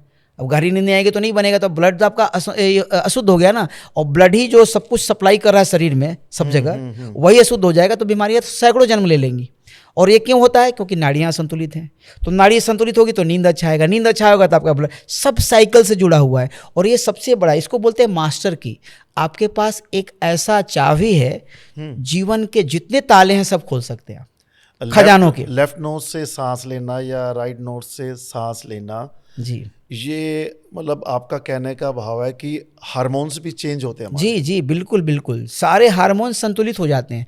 असंतुलन से ही तो असंतुलित हार्मोन। अगर मान लीजिए आदमी स्ट्रेस में रहेगा, बहुत ही डिप्रेस रहेगा, तो उसके स्ट्रेस में रहेगा तो उसके जितने कार्टिजोल्स है, जितने भी आपके एड्रिनल ग्लैंड का स्ट्रेस हार्मोन ज़्यादा सीक्रेट होगा। अगर स्ट्रेस हार्मोन ज़्यादा सीक्रेट हो जाएगा तो हमारे कोशिकाओं को मारना शुरू कर देगा। हमारे ब्लड के अंदर ना उसकी संख्या बढ़ने से हमारे बहुत सारे जो ऑर्गन्स है उस पर प्रभाव पड़ता है। एक मात्रा में सही है वो फाइट एंड फ्लाइट के लिए, लेकिन वो फाइट एंड फ्लाइट 24 घंटा होने लगे तो शरीर का नाश कर देता है। तो वो संतुलन बहुत ज़रूरी है। संतुलन तभी आएगा कि हमारी चेतना जो है, हमारी अपनी इंटेलिजेंस है ना, खाली हार्मोन तो अपने आप से क्रिएट नहीं हो रहा है, उसको कोई चला रहा है। उसके अंदर हमारी इंटेलिजेंस बैठी है, हमारी बुद्धि, विवेक, हमारी ऊर्जा, हमारा मन, उसका प्रभाव पड़ता है। तो जब हमारा मन और हमारी प्राण जो है अशुद्ध होंगे और वो दोनों अशुद्ध होंगे तो स्वर बिगड़ेगा, कभी ये ज़्यादा चलेगा, उल्टा चलेगा, तो फिर सारे लेवल पर जो है अशुद्धियाँ, अशांति उत्पन्न हो जाएगी। लेकिन जैसे ही हम इसको रिवर्स करते हैं तो 1-2 महीने में हमने देखा है बहुत ज़्यादा बदलाव। और ये कहने की नहीं है, हमने कोई फिलॉसफी की बात हम करते ही नहीं है, पूरा वैज्ञानिक है। आप इसको साधना करो, संतुलित करो, उसका रिजल्ट देखो, आपको स्वयं प्राप्त हो जाएगा। लेकिन करना पड़ेगा, सुन करके कि हाँ बहुत अच्छा लगा, बहुत अच्छा विज्ञान है, और आप करोगे नहीं तो नहीं होगा। करने पर बहुत ही जल्दी ऐसी परिवर्तन होती है कि लोगों को लगता है चमत्कार हो रहा है। कुछ लोग फ़ोन करते हैं, मैसेज करते हैं, स्वामी जी तो चमत्कार हो गया, आज ऐसा हो गया, आज मेरा स्वर सही चल रहा था, हम निकले, मेरा सारा कार्य सिद्ध हो गया, लगा पूरा जगत ही हमारे लिए बना हुआ है जहाँ जाएं। तो उस प्रकार से क्या होता है, हर एक स्तर पर इसका प्रभाव पड़ता है। आपका भौतिक, सांसारिक, ग्रह, नक्षत्र, ये सारे जितने ब्रह्मांड में जितने ऊर्जाएं हैं सब आपके अनुकूल हो जाते हैं। जब सब अनुकूल हो जाएगा, वही ऊर्जा आपके अंदर है, वही ऊर्जा जो है ना व्यक्तियों के अंदर है, जानवरों के अंदर है, जीव के अंदर है, अन्न के अंदर है। जब आपकी ऊर्जा दुनिया को प्रभावित करती है सकारात्मक रूप से, तो वो दूसरे जो दुनिया के जो चीज़ें हैं वो आपको पॉजिटिव रिफ्लेक्शन देती है, फिर आपके कार्य सिद्ध हो जाते हैं। तो लगता है कि रे हम गए और सब लोग तो हमारे पक्ष में बात कर रहे थे, क्योंकि आपने ऐसे ऊर्जा विकसित की है कि वही ऊर्जा उनके अंदर से घूम के आ रही है जो हमने बनाई है। नासिका की 3 प्रमुख नाड़ियों की जो हम चर्चा कर रहे हैं, इसमें से 2 के ऊपर तो हमने काफ़ी चर्चा की, ईड़ा और पिंगला जी। तीसरी नाड़ी के ऊपर बात करते हैं हम, सुषुम्ना। ये क्या कार्य करती है और कितनी लाभदायक है? देखिए, सुषुम्ना नाड़ी जो है ना वो मध्य नाड़ी है। वो संसारिक जितने भी जो उपलब्धियां हैं, जिसमें कि कामनाएं हैं, आपकी आसक्ति है, उसका नाश कर देती है, कंट्रोल। हाँ, तो जो सुषुम्ना नाड़ी में संसारिक कार्य होते हैं वो कभी सिद्ध नहीं होते, बहुत क्लेश होगा, प्रॉब्लम होगा, कभी कभी तो ये मारक भी हो जाती है, जीवन लीला ही समाप्त कर देती है सुषुम्ना में। सुषुम्ना में मतलब कि सुषुम्ना नाड़ी में आप निकल गए तो कभी कभी मृत्यु भी हो सकती है। ऐसा नहीं कि हमेशा हो जाएगी, लेकिन ऐसे ऐसे क्लेश और कष्ट आएंगे कि आप उसको ठीक से हैंडल ही नहीं कर पाएंगे। लेकिन वही सुषुम्ना, चूँकि ये हमारे प्राण मार्ग में उच्च केंद्रों की तरफ जाती है, तो ये उच्च केंद्रों की तरफ, यानी कि आत्मा से, सीधा आत्मा से जी। तो फिर तो ये साधना में बहुत लाभ, साधना में इसका तो बहुत ही लाभ है, अनंत लाभ है। अगर कोई व्यक्ति नाम सिमरन जप जो आत्म कल्याण के लिए, अपने मोक्ष के लिए, अपने इष्ट के लिए साधना करता है, अगर वो सुषुम्ना में करे, ध्यान करता है, अगर सुषुम्ना में करे तो उसका ध्यान तुरंत लग जाएगा। लेकिन वही पिंगला में करेगा तो मन में विचार आएंगे, बोलेगा आज बहुत डिस्टर्ब था, बहुत विचार, निगेटिव विचार आ रहे, नहीं बोलते हैं लोग। लेकिन जब सुषुम्ना आएगी तो तब सब कुछ विचार शून्यता आ जाएगी, आप ध्यान में प्रवेश कर जाओगे। मैं एक एग्जाम्पल आपके सामने रखता हूँ, तो आप इसका रहस्य को खोलिए। ब्रह्म मुहूर्त में, जिसे हम लोग कहते हैं अमृत वेला जी, सूर्य के प्रकाश से पहले एक जीव परमात्मा की साधना के लिए बैठा है और वो परमात्मा का स्मरण कर रहा है। अब वो कैसे, मतलब वो करे कि अब मेरा ध्यान का समय हो गया है तो मैं सुषुम्ना नाड़ी को एक्टिव करूं जी। वो कैसे होगा? देखिए, आपने बहुत अच्छा प्रश्न किया। आपने कहा कि ब्रह्म बेला, ब्रह्म की आर्य चर्चा, कि मतलब जो ऊर्जा होती है जो ब्रह्म मुहूर्त में, उसको ब्रह्म मुहूर्त इसलिए कहा जाता है कि वो उस ऊर्जा से ही युक्त है। वो चेतना जो है ना, वो जो है वैश्विक चेतना, जो आत्मा का, जो परमात्मा का स्वरूप है, उस समय वो चेतना, वो ऊर्जा वाइब्रेट करती है ब्रह्म मुहूर्त में। सुबह सुबह बड़ा शांत होता है वातावरण, उस समय सब कुछ जो है ना बड़ा समन्वय में रहता है। लेकिन वो बाहर में तो है। अब जब हम अपने अंदर सुषुम्ना जागृत करते हैं तो वो चेतना और ये चेतना मिल जाती है, तो हजारों गुना ज़्यादा उसका लाभ होने लगता है। तो हम अगर चाहें तो ऐसी विधियां हैं जिससे आप सुषुम्ना को एक्टिव कर सकते हैं। थोड़ा सा उसका खुलासा कीजिए कि जो ध्यान करने वाले हैं जी, क्योंकि धर्म का मूल सिद्धांत है परमात्मा का स्मरण करना। जैसे गुरु ग्रंथ साहब का मूल सिद्धांत है एक ओंकार, एक ही परमात्मा है। और कोई मुझसे पूछे कि गुरु ग्रंथ साहब का मूल सिद्धांत क्या है, तो वो 2-3 पंक्तियों में ख़त्म हो जाता है कि एक परमात्मा की पूजा करना और यह ज्ञान गुरु द्वारा हमें मिलता है। तो हमें जो स्मरण करना है उसका, तो बात तो परमात्मा की, जो लोग ध्यान में जाना तो चाहते हैं पर मन उनका विचारों में भटकता है जी, तो वो क्या ऐसी विधि करें या अपने अंदर सुषुम्ना नाड़ी को कैसे एक्टिव करें, इसका कोई रहस्य या कोई ज्ञान आप बताएं। है, लेकिन क्या होता है कि वो थोड़ा गोपनीय होता है। तो हम लोग जब इनिशिएशन करते हैं, जब उनको दीक्षा देते हैं, तब उनको वो जागृत करने की विधि बताते हैं, और वो जब चाहे उसको जागृत करके आप जितना देर चाहें सुषुम्ना को एक्टिव कर सकते हैं। दोनों नाकों से श्वास आपकी चलेगी उस समय, और उसमें भी उसकी प्रक्रिया ऐसी है कि आप उसको सूक्ष्म कर सकते हैं। तो सुषुम्ना को एकदम आकाश तत्व में विलीन करके, एकदम सूक्ष्म करके आप जब साधना करेंगे तब तो और ही ज़्यादा उसका प्रभाव पड़ेगा। मतलब कि आप ध्यान में बैठेंगे तो आपको उठने का इच्छा नहीं होगा, आप उसमें एकदम उसके मस्ती में, उसके आनंद में खो जाएंगे।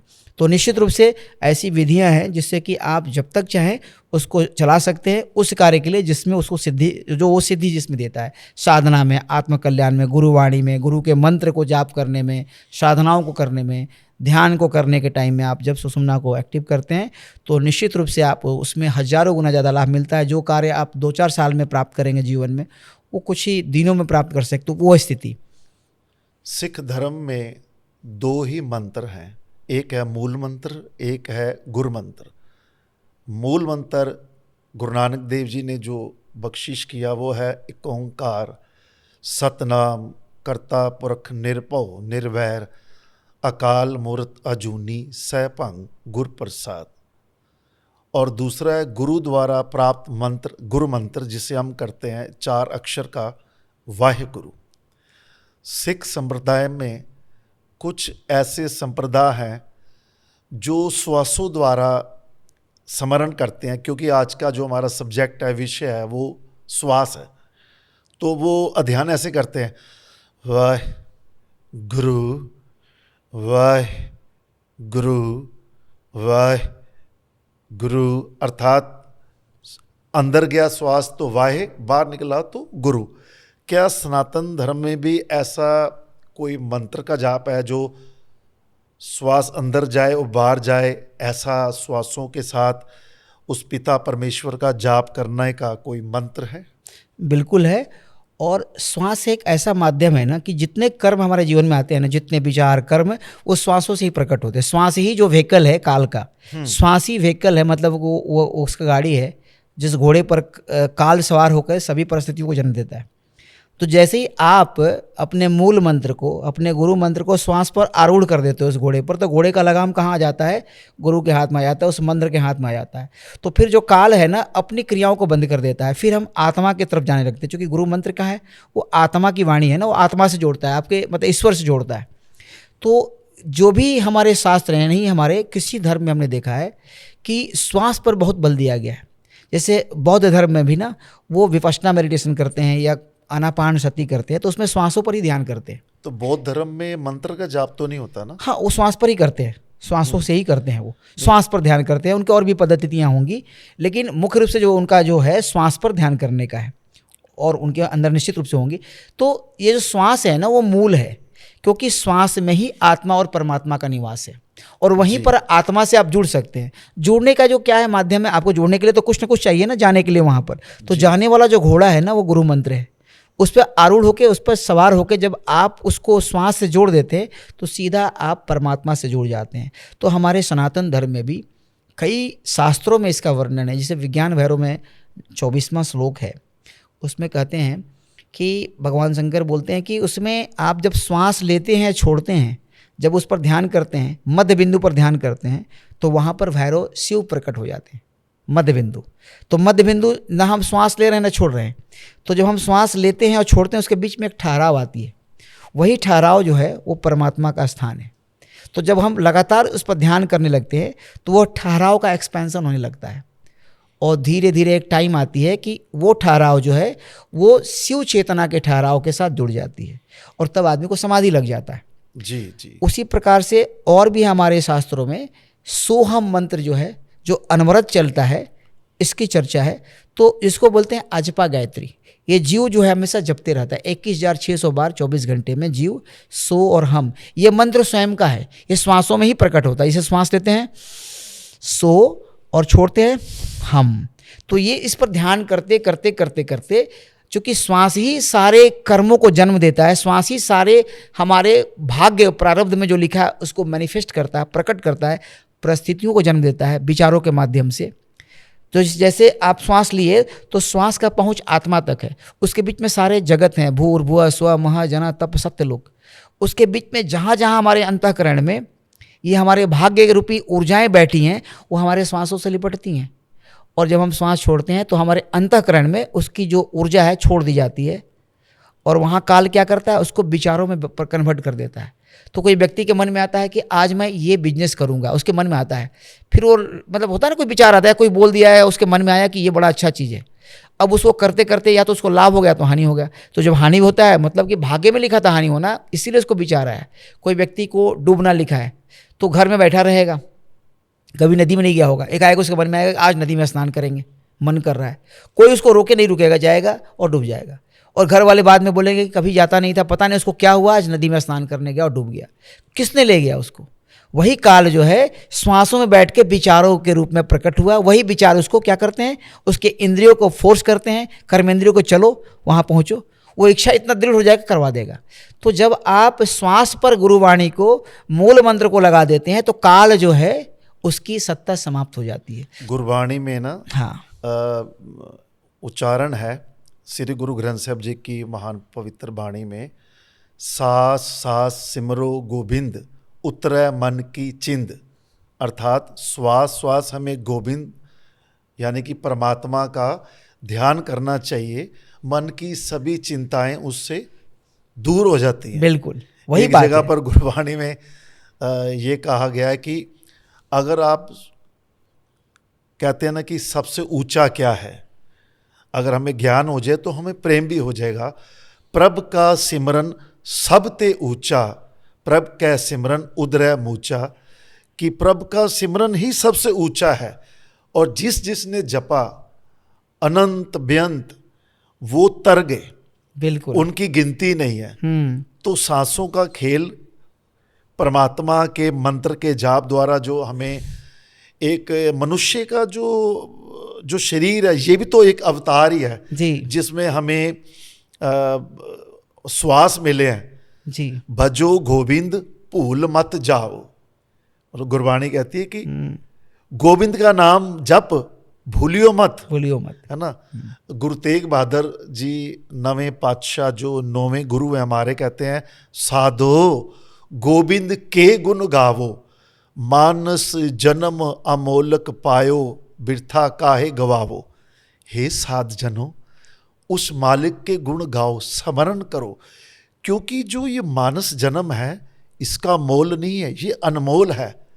और व्यर्थ में जीवन को बेकार मत करो। बिल्कुल ज्ञान सनातन धर्म का हो या सिख धर्म का हो, भारत में वो उसका मूल निशाना, मूल सिद्धांत जो है वो परमात्मा की ओर जाता है। बिल्कुल सत्य है। और पूरा गुरुवाणी जो है, हमारे जितने शास्त्र हैं, सनातन धर्म जो है ना, कोई ऐसा धर्म नहीं है हिंदू धर्म और ये ऐसे नाम नहीं। सनातन मतलब जो नित्य है, जो सत्य है, जो सदा से है, जिसका कभी नाश नहीं होता, उसी को सनातन बोलते हैं।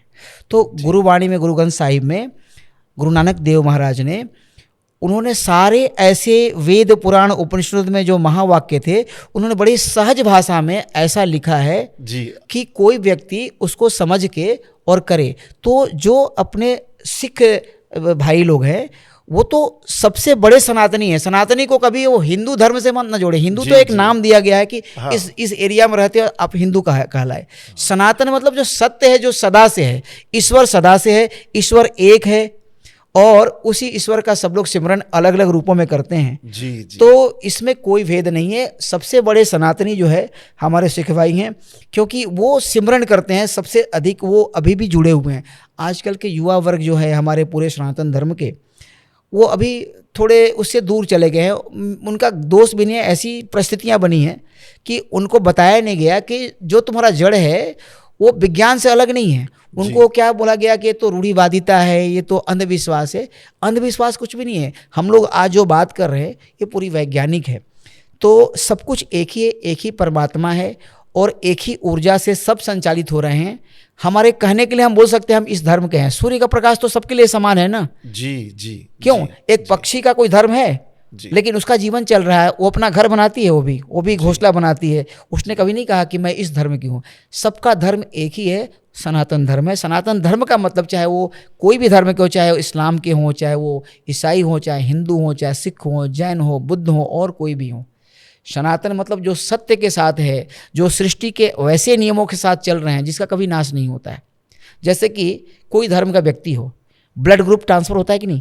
जी होता है ना। किसी का अगर बी पॉजिटिव है और किसी का बी पॉजिटिव है, चाहे वो किसी धर्म का है, कोई मुस्लिम है, कोई हिंदू है, और किसी को जरूरत है तो वो ब्लड जाके अंदर में तो रिएक्शन तो नहीं करता है, बोले नहीं ये तो मिलता है। उसी प्रकार से सबको आंख तो एक ही जैसा है, सबका किडनी लिवर एक्सचेंज हो जाता है, तो आंख तो वही चीज़ देखता है, कान तो वही चीज़ सुनेगा।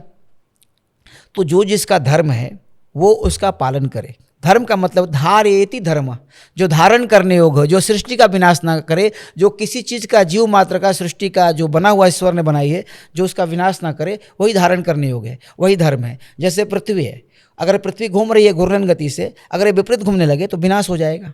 धारेति धर्म, जो विनाश ना करे, जो धारण करने योग्य है। सूर्य ने धारण किया, सूर्य की प्रकाश आ रही है, उसकी तेज बढ़ जाए तो सब जल जाएगा, घट जाए तो भी आदमी इतनी ठंडक हो जाएगी बर्फ जम जाएगा। तो सब कुछ जो है सृष्टि में वो अपने अपने धर्म का पालन, अपने अपने धर्म मतलब सृष्टि जिस सत्य से चल रही है उस सत्य को मानने वाले को सनातनी बोलते हैं। जी, आज सनातन धर्म में जो मूल तत्व है, मंत्र का ज्ञान, जाप, स्मरण, मेडिटेशन, कुछ भी शब्द बोल लो इससे, सिमरन, मुझे बड़ा दुख होता है कि वो मंदिरों में नहीं हो रहा।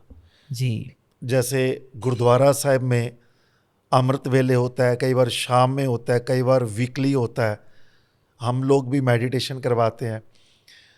पर सनातन धर्म के अनुसार जो मंत्र का जाप है, जैसे ओम है, हरि है, सौंग है, और भी बहुत सारे मंत्र हैं समय समय अनुसार, वो मंदिरों में जाप जो है बंद हो गया, वो बंद हो गया।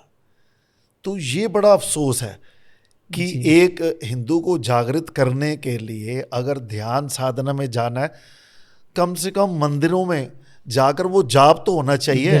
मंदिर इसलिए नहीं बने कि मंगलवार को आप केवल बूंदी का प्रसाद चढ़ाने के लिए जाओ, 21 रुपए की बूंदी में आप 10 लाख रुपया मांग के आओ।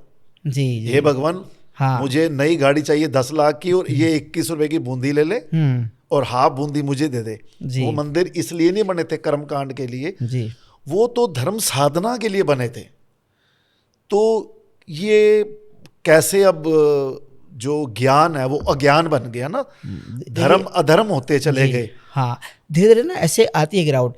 एक कालखंड में मंदिरों में ना जो नियम थे, जो लोग रहते थे, उसकी एक संचालन पद्धति थी जी, जो होता था, जो उस नियम से चलते थे। जब राजे रजवाड़े एक टाइम में था, हाँ। तो वहाँ वैसे विद्वान लोग रहते थे जो वहाँ पर जो लोग जाते थे तो उनको उस तरह का ज्ञान शिक्षा, गुरुकुल, हर एक मंदिर के साथ एक गुरुकुल जुड़ा हुआ था। वहाँ पर ध्यान, तपस्याएं, हर चीज़ सिखाई जाती थी। हाँ। फिर वहाँ से निकले बच्चे जब जाते थे उस मंदिर में तो बैठ के वहाँ ध्यान साधना भी करते थे, खाली प्रसाद ही नहीं चढ़ाते थे। हाँ। जाके भगवान से कनेक्ट करते, ईश्वर से कनेक्ट करने का भी स्थान है ना वो, कि हम गए तो उनके साथ कनेक्ट करें। भगवान से डरना नहीं चाहिए। भगवान क्यों दंड देगा आपको? भगवान कभी आपके कर्मों में हस्तक्षेप नहीं करता है। आप जो करते हो वही पाते हो। वो तो वहाँ जाके तुम उसके साथ अपने आप को जोड़ो। हाँ। कि हे ईश्वर, हमारे अंदर जो दुर्गुण है उसके शांत कर दो। मैं कोशिश कर रहा हूँ आपके बताए रास्ते पर, धर्म के रास्ते पर चलूँ, और जाके मैं किसी को हानि नहीं पहुँचाऊँगा, मैं हमेशा सदा सत्य बोलूँगा, या मैं अपने जीवन में धर्म को धारण करूँगा। ऐसे जा करके करें और जाके थोड़ा बैठे, वहाँ की ऊर्जा लें। वहाँ की जो दिव्य ऊर्जा बनी है, पहले मंदिरों का निर्माण होता था तो वो ऐसे जगह पर होता था जहाँ शिव शक्ति लाइन है, जहाँ पर स्वयं से जो है आध्यात्मिक चेतना जागृत रहती थी। आप जाएंगे ना तो आपको सुषुम्ना बदलना नहीं पड़ेगा। आप केदारनाथ चले जाइए, आप महाकाल उज्जैन चले जाइए, रामेश्वरम के मंदिर में, वैष्णो देवी के गर्भगृह में आप जाएंगे तो स्वयं से आपकी सुषुम्ना लगातार चलेगी। ऐसे हजारों मंदिर भारत में, हम तो कुछ मंदिर बोल रहे हैं।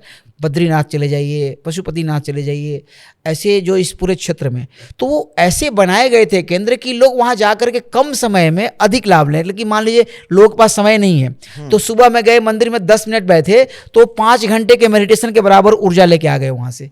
लेकिन उनको ज्ञान भी तो होना चाहिए कि किसी भी धार्मिक या ऐतिहासिक स्थान पर जाने के लिए जहां अवतार प्रकट हुए या उनकी वजह से कुछ भी हुआ, जैसे श्री अमृतसर, हम श्री हरमंदिर साहब जाते हैं, कोई श्री दरबार साहब भी बोलता है, बाहर के लोग उसे गोल्डन टेम्पल भी बोलते हैं।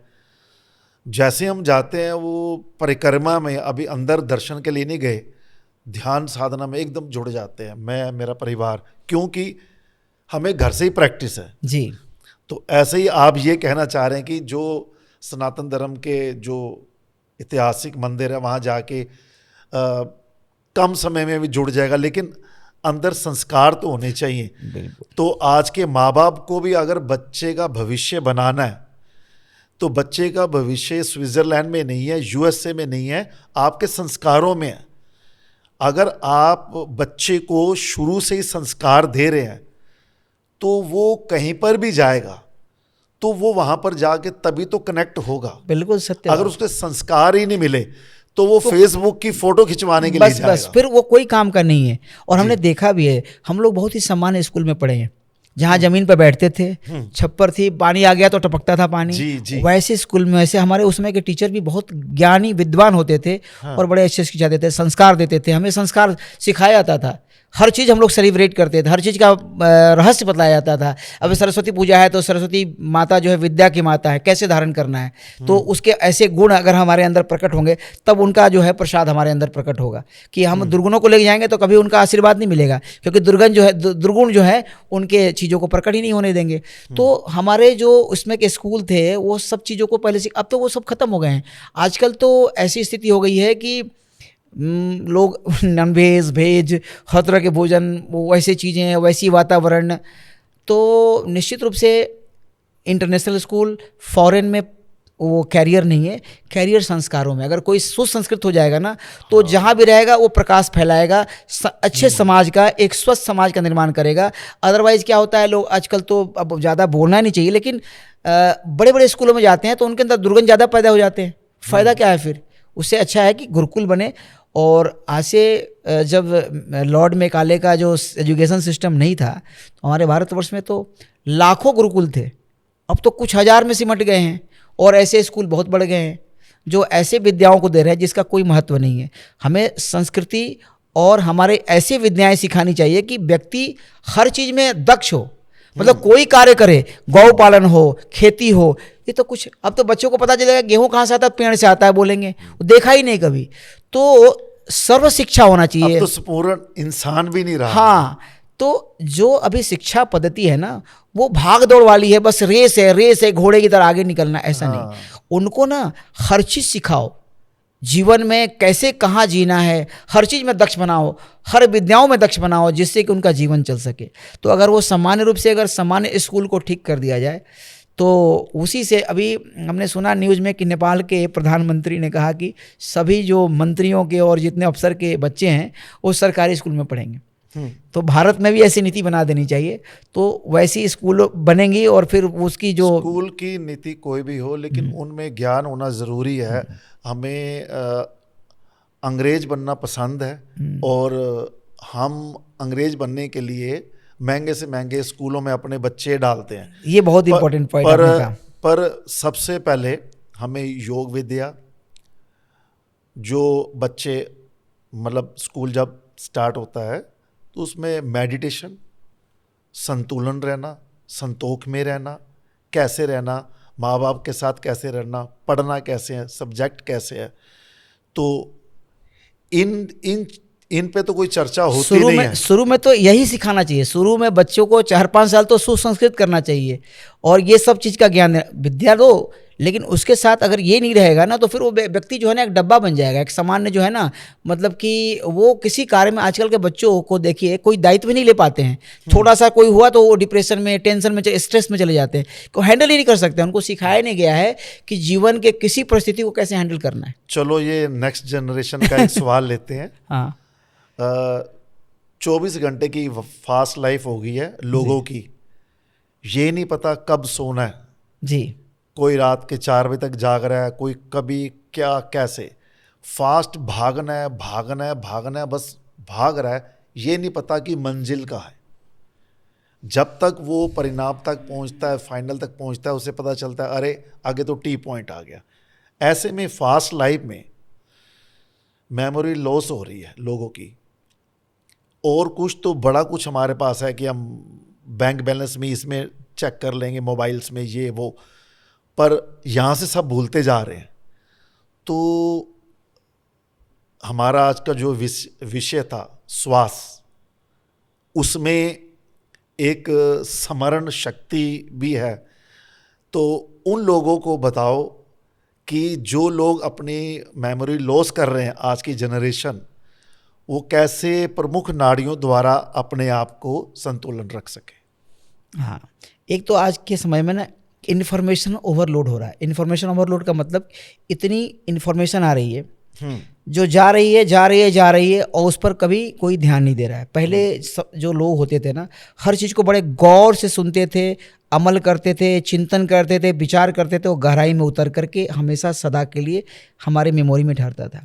अभी हर चीज़ इतना छिछला हो गया है ना, इतने इन्फॉर्मेशन आ रहे हैं तो कोई ध्यान नहीं देता। दूसरी चीज़ आपने कहा, ये कॉग्निटिव जो स्किल है ना वो ख़त्म होते जा रही है। जैसे कि एक बार हम किसी दुकान में गए कुछ सामान लेने के लिए, तो वो 10-10 रुपये का 2 चीज़ था, तो 10-10 करके 2 बार जोड़ करके उसने 20 बोला। बोले कि इसको जोड़ने की क्या जरूरत है बेटा, 20 रुपया हो गया। बोले नहीं, मेरी बस आदत हो गई, इसके बिना मैं करता ही नहीं हूँ। तो बोले तुम्हारी तो स्किल ही खत्म हो गई। तो हमारे शरीर में ना एक चीज़ क्या है ना, ये सीखने में बहुत दक्ष है हमारा मन और शरीर। जैसे इसको बनाएंगे वैसे ही बन जाएगा, वैसे बन जाएगा। तो इसके अंदर म्यूटेशन, अगर कोई चीज़ को यूज़ नहीं कर रहे तो खत्म हो जाता है, वो खत्म हो जाएगा। तो धीरे धीरे जो कॉग्निटिव, जो लोग की सोचने की स्किल, प्रोसेसिंग करने की स्किल खत्म, एआई से कर लो, जिज्ञासा ही नहीं तो साइंटिस्ट कहाँ से बनेगा। तो वो सोचने और विचारने की शक्ति जब खत्म होने लगी है, हाँ, तो इससे मेमोरी कहाँ से होगा। वो सजग ही नहीं है, वो फोकस ही नहीं करता। कभी कोई देखे होंगे कि लोग उतरते हैं, चाबी से ताला बंद किए, पॉकेट में रख लिए, फिर अरे मैं ताला बंद किया कि नहीं किया, क्यों? उन्होंने नोटिस नहीं किया। नोटिस मतलब सजगता, ध्यान नहीं, सजगता नहीं। अगर सजगता करते कि मैंने ताला बंद किया तो उनको ऐसा भाव ही नहीं आता। तो आजकल के बच्चे चाबी रख के भूल जाएंगे। तो कारण क्या है, आप नोटिस नहीं कर रहे हो। तो धीरे धीरे आपका मन जो है ना पूरी तरह से बाहर की चीजों पर डिपेंडेंट हो रहा है, और आपकी सजगता जो है धीरे धीरे समाप्त हो रही है। तो मन की क्षमताएं जो है, जो फोकस है, खत्म हो रही है। मन भी बहुत क्षमतावान होता है, मन के अंदर बहुत शक्तियां हैं, तो धीरे धीरे कुंठित हो रही हैं। अभी तो मेमोरी लॉस आया है, कुछ दिन में पता नहीं क्या होने वाला है। अभी कितनी बीमारियां हो रही हैं बच्चों को। तो ये बीमारियां आ गई हैं, उनके बारे में बताएं। मन ना लगना, मन का भटकना, नींद ना आना, चिड़चिड़ापन, हाँ, हर बात पे कड़वा बोलना। हाँ, आपने पूछा था कि क्या स्वर विज्ञान में इसका निदान है, उसका भी समाधान देखिए। एक तो मनुष्य को सोना बहुत जरूरी है। युक्ताहार विहारस्य युक्त चस्यस्य कर्मसु युक्त स्वप्नावबोधस्य योग भवति दुःख। भगवत गीता में भगवान श्री कृष्ण कहते हैं हर चीज़ बड़ा ही समन्वय से, युक्त आहार भी सही होना चाहिए, बैलेंस होना चाहिए। विहार, आप जो भी कुछ करते हैं उसको बड़ा सजगता से, बड़ा ही तन्मयता से, जिज्ञासा से समझने के लिए आनंद लेके कीजिए। युक्त आहार विहार युक्त चेष्टा से, बड़ी चेष्टापूर्ण, बड़ी फोकस तरीके से करना है। और सोना भी आपको अच्छे तरीका से, आपको रिलैक्स भी करना है। सोना भी एक मेडिसिन, हाँ मेडिसिन है। युक्त स्वप्नावबोधस्य, तब आपकी योग की सिद्धि होगी। तो आज के समय में बच्चे रात में जगते हैं, आपका बायोलॉजिकल करप्ट खराब हो रहा है, आपका पिनियल और पिट्यूटरी ग्लैंड दोनों ही करप्ट हो रहा है। क्यों करप्ट हो रहा है? उसकी पूरी साइकिल बिगड़ गई है। उसको जब काम करना है उसको काम नहीं दे रहे हो, और जब उसको सोने का टाइम है उसमें काम दे रहे हो। तो धीरे धीरे उसकी क्षमताएं छीन होती रही हैं। तो छीन होने से हमारी जो हार्मोनल इम्बैलेंस सबसे पहले हमारे शरीर में चिड़चिड़ापन, बेचैनी, असंतोष उत्पन्न कर रही है। तो सबसे पहला कि रात्रि में जो है ना 10-11 के बाद सो जाओ। तुमको अगर काम करना, कोई भी बच्चे को, मान लो कि तुम 2 बजे तक काम करते हो और सुबह 8 बजे तक सोते हो, बात तो एक ही हो गया ना। तुम 10 बजे सो जाओ और 4 बजे उठ जाओ, फिर 4 से 8 बजे तक काम करो। नींद को पूरा टाइम दो। हाँ, पूरा टाइम दो। टाइम ऐसे भी तुम सो ही रहे हो, 8-9 बजे तक सो ही रहे हो। ऐसा नहीं, आजकल के बच्चे क्या है ना 4 बजे सोते हैं, 9 बजे उठते हैं, तो तुम 6 घंटा सो रहे हो, लेकिन वो क्वालिटी स्लीप नहीं है। तुम्हारे बायोलॉजिकल क्लॉक पूरा बिगड़ी हुई है। तो तुम्हारी हार्मोनल, तुम्हारा जो नर्वस सिस्टम है सब बिगड़ रहा है, मस्कुलर सिस्टम, आपका ब्लड का निर्माण नहीं हो रहा है ठीक से, इनमें चिड़चिड़ापन इसीलिए कड़वापन आ रहा है, बहुत स्ट्रेस हो रहा है बच्चे। तो पहले तो उनको 10 बजे, आज के समय में और ज़्यादा हो तो 9 बजे सो जाओ। 10 बजे मान लीजिए, 10 से लेकर के 4 बजे सो जाओ। और जो काम तुम 3 बजे भोर तक कर रहे हो उसको तुम 4 बजे से लेकर 7 बजे तक करो। 8 बजे तक उठ करके तुम थोड़ा नहा लो, फ्रेश हो लो, और उसके बाद नाश्ता कर लो। फिर उसके बाद प्राणायाम कर लो, थोड़ा नाड़ी शोधन, अनुलोम विलोम, जैसे कि लेफ्ट से सांस लो, राइट से छोड़ो, लेफ्ट को बंद करके, राइट से लो, लेफ्ट से छोड़ो, अल्टरनेट करो। तो इसको तुम 15 मिनट कर लिए।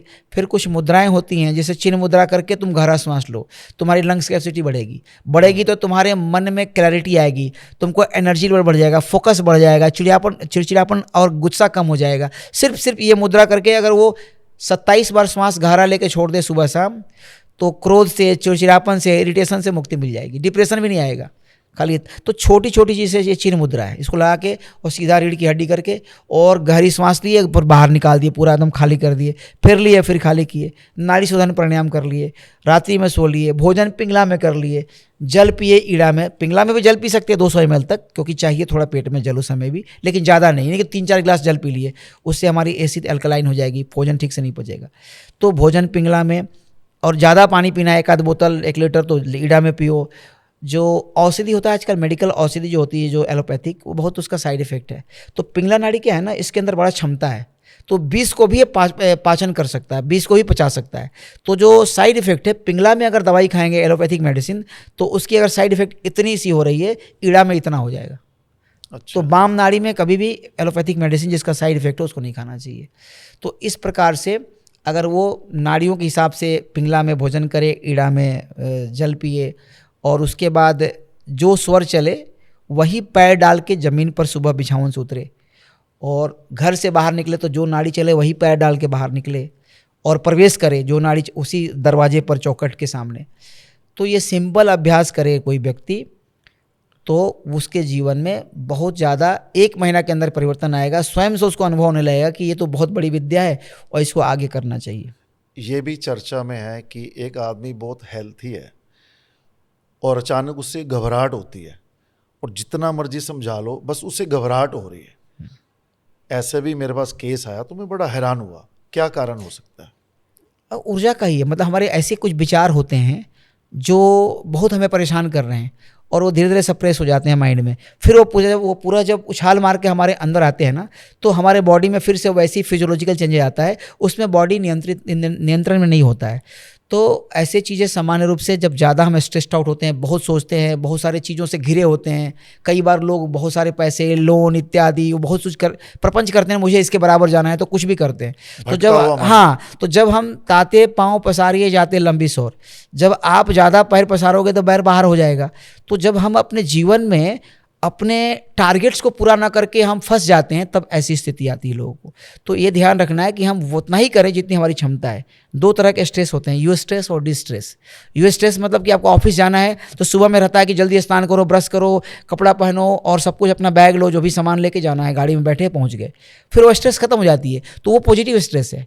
लेकिन एक होता है डिस्ट्रेस कि आपने एक टारगेट दे दिया, आप उसको परफॉर्म नहीं कर पा रहे हो, तो वो क्या होता है, आपको डाउनफॉल मिलेगा। फिर वो स्ट्रेस जो है ना, ऐसी बेचैनी बदल जाती है कि हमको ये करना है और आपने कर दिया लेकिन कर नहीं पा रहे हैं, नहीं कर पा रहे हैं, टेंशन। आपको बॉस ने दिया कि ये काम हमको 24 घंटे में चाहिए, लेकिन आप उस काम को कर ही नहीं पा रहे हो 5 दिन में, तो फिर ऐसी चीज़ें आ जाती हैं। आजकल हर आदमी डिप्रेशन में है। डिप्रेशन समझ लो उसका फैशन हो गया। हाँ, हर आदमी डिप्रेशन में है, तो डिप्रेशन का समाधान क्या है? हाँ, और ये पहला क्वेश्चन जो आपने पूछा है डिप्रेशन के साथ साथ, कि आदमी को जिसको ऐसे चिड़चिड़ापन होता है ना, उसको कुछ नहीं करना है, ये मुद्रा लगाना है, इसका नाम है चिर मुद्रा। इसको घुटने पर रखना है, ऐसे रीढ़ की हड्डी को सीधा करना है, गहरा आंख बंद करना है और गहरा श्वास लेना है, छोड़ना है। इससे तुरंत जो है ना 10 से 12 श्वास में ही घबराहट शांत हो जाएगी। अच्छा। हाँ, पल्पिटेशन, घबराहट तुरंत शांत होता है। और कुछ हो गया तो ये मुद्रा लगाने पर, अगर पल्पिटेशन हार्ट में कुछ ऐसा हो रहा है तो ये तुरंत शांत कर देती है ये वाली। अच्छा। तो इस प्रकार से कुछ ऐसी मुद्राएं हैं जो, मुद्रा का नाम क्या है? ये तो जो है ना, ये तो मुद्रा जो है चिर मुद्रा है। ये जो मुद्रा है ना, ये हृदय मुद्रा का एक भाग है। हृदय मुद्रा तो एक ऐसे भी लगता है, देखिए ऐसे वाला ये, लेकिन ये वाले से हमने देखा है कि ये मुद्रा हृदय मुद्रा की तरह ही है, इसको हृदय मुद्रा बोल सकते हैं। और ये मुद्रा से तुरंत पल्पिटेशन वगैरह, हार्ट वगैरह की डिस्टर्बेंसेस ना, जो आदमी को परेशान हो, तुरंत शांत हो जाती है। तो ऐसे बड़ा ही छू मंत्र इसको नहीं बोलते हैं, हमारे योग शास्त्रों में बड़े चीज़ों के लिए छोटा समाधान है। आजकल क्या होता है, जब तक कॉम्प्लेक्स नहीं बनाएंगे ना, जब जाएंगे हॉस्पिटल में आपको 10 चेक नहीं लिखवाएंगे, डॉक्टर 50 मिनट बात नहीं करेगा, इधर उधर की बातें बहुत सारा बताया कि ऐसे है, आपको ये कॉम्प्लेक्स बीमारी हो सकती है, ऐसे है, आपका ये निकला है। जब तक उसको पूरी तरह से इतना प्रोसेस नहीं गुजरता, उसको लगता है कि हमारा कुछ ठीक से ट्रीटमेंट हुआ नहीं। हमारे योग शास्त्रों में बड़े बड़े कष्टों के बड़े सिंपल समाधान हैं।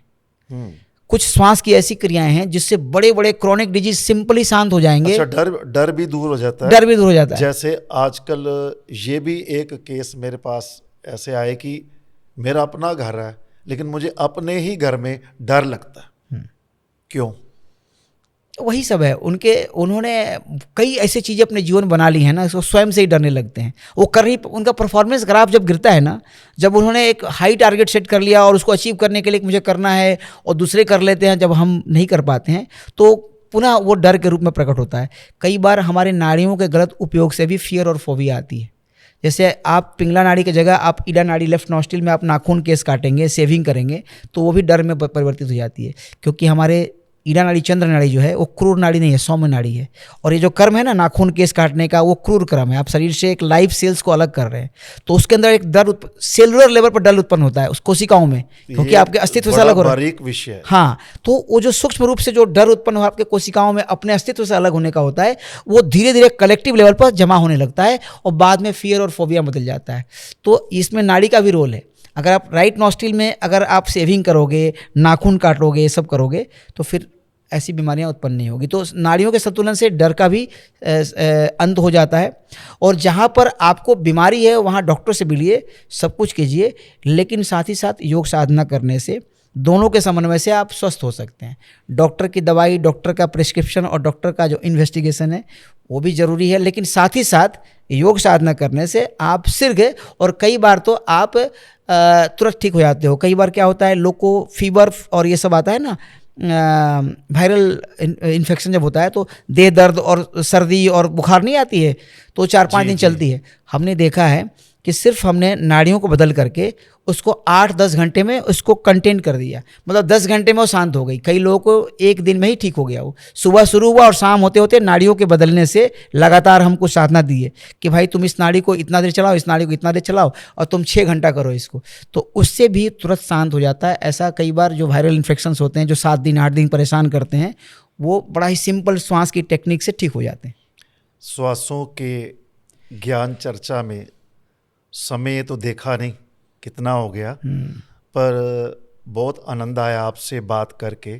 बहुत सारे रहस्य जो दर्शकों को सुनकर देखकर ज्ञान मिलेगा कि स्वामी जी ने आज बहुत कुछ प्रश्नों के जो उत्तर हैं वो ज्ञान के रूप में दिए।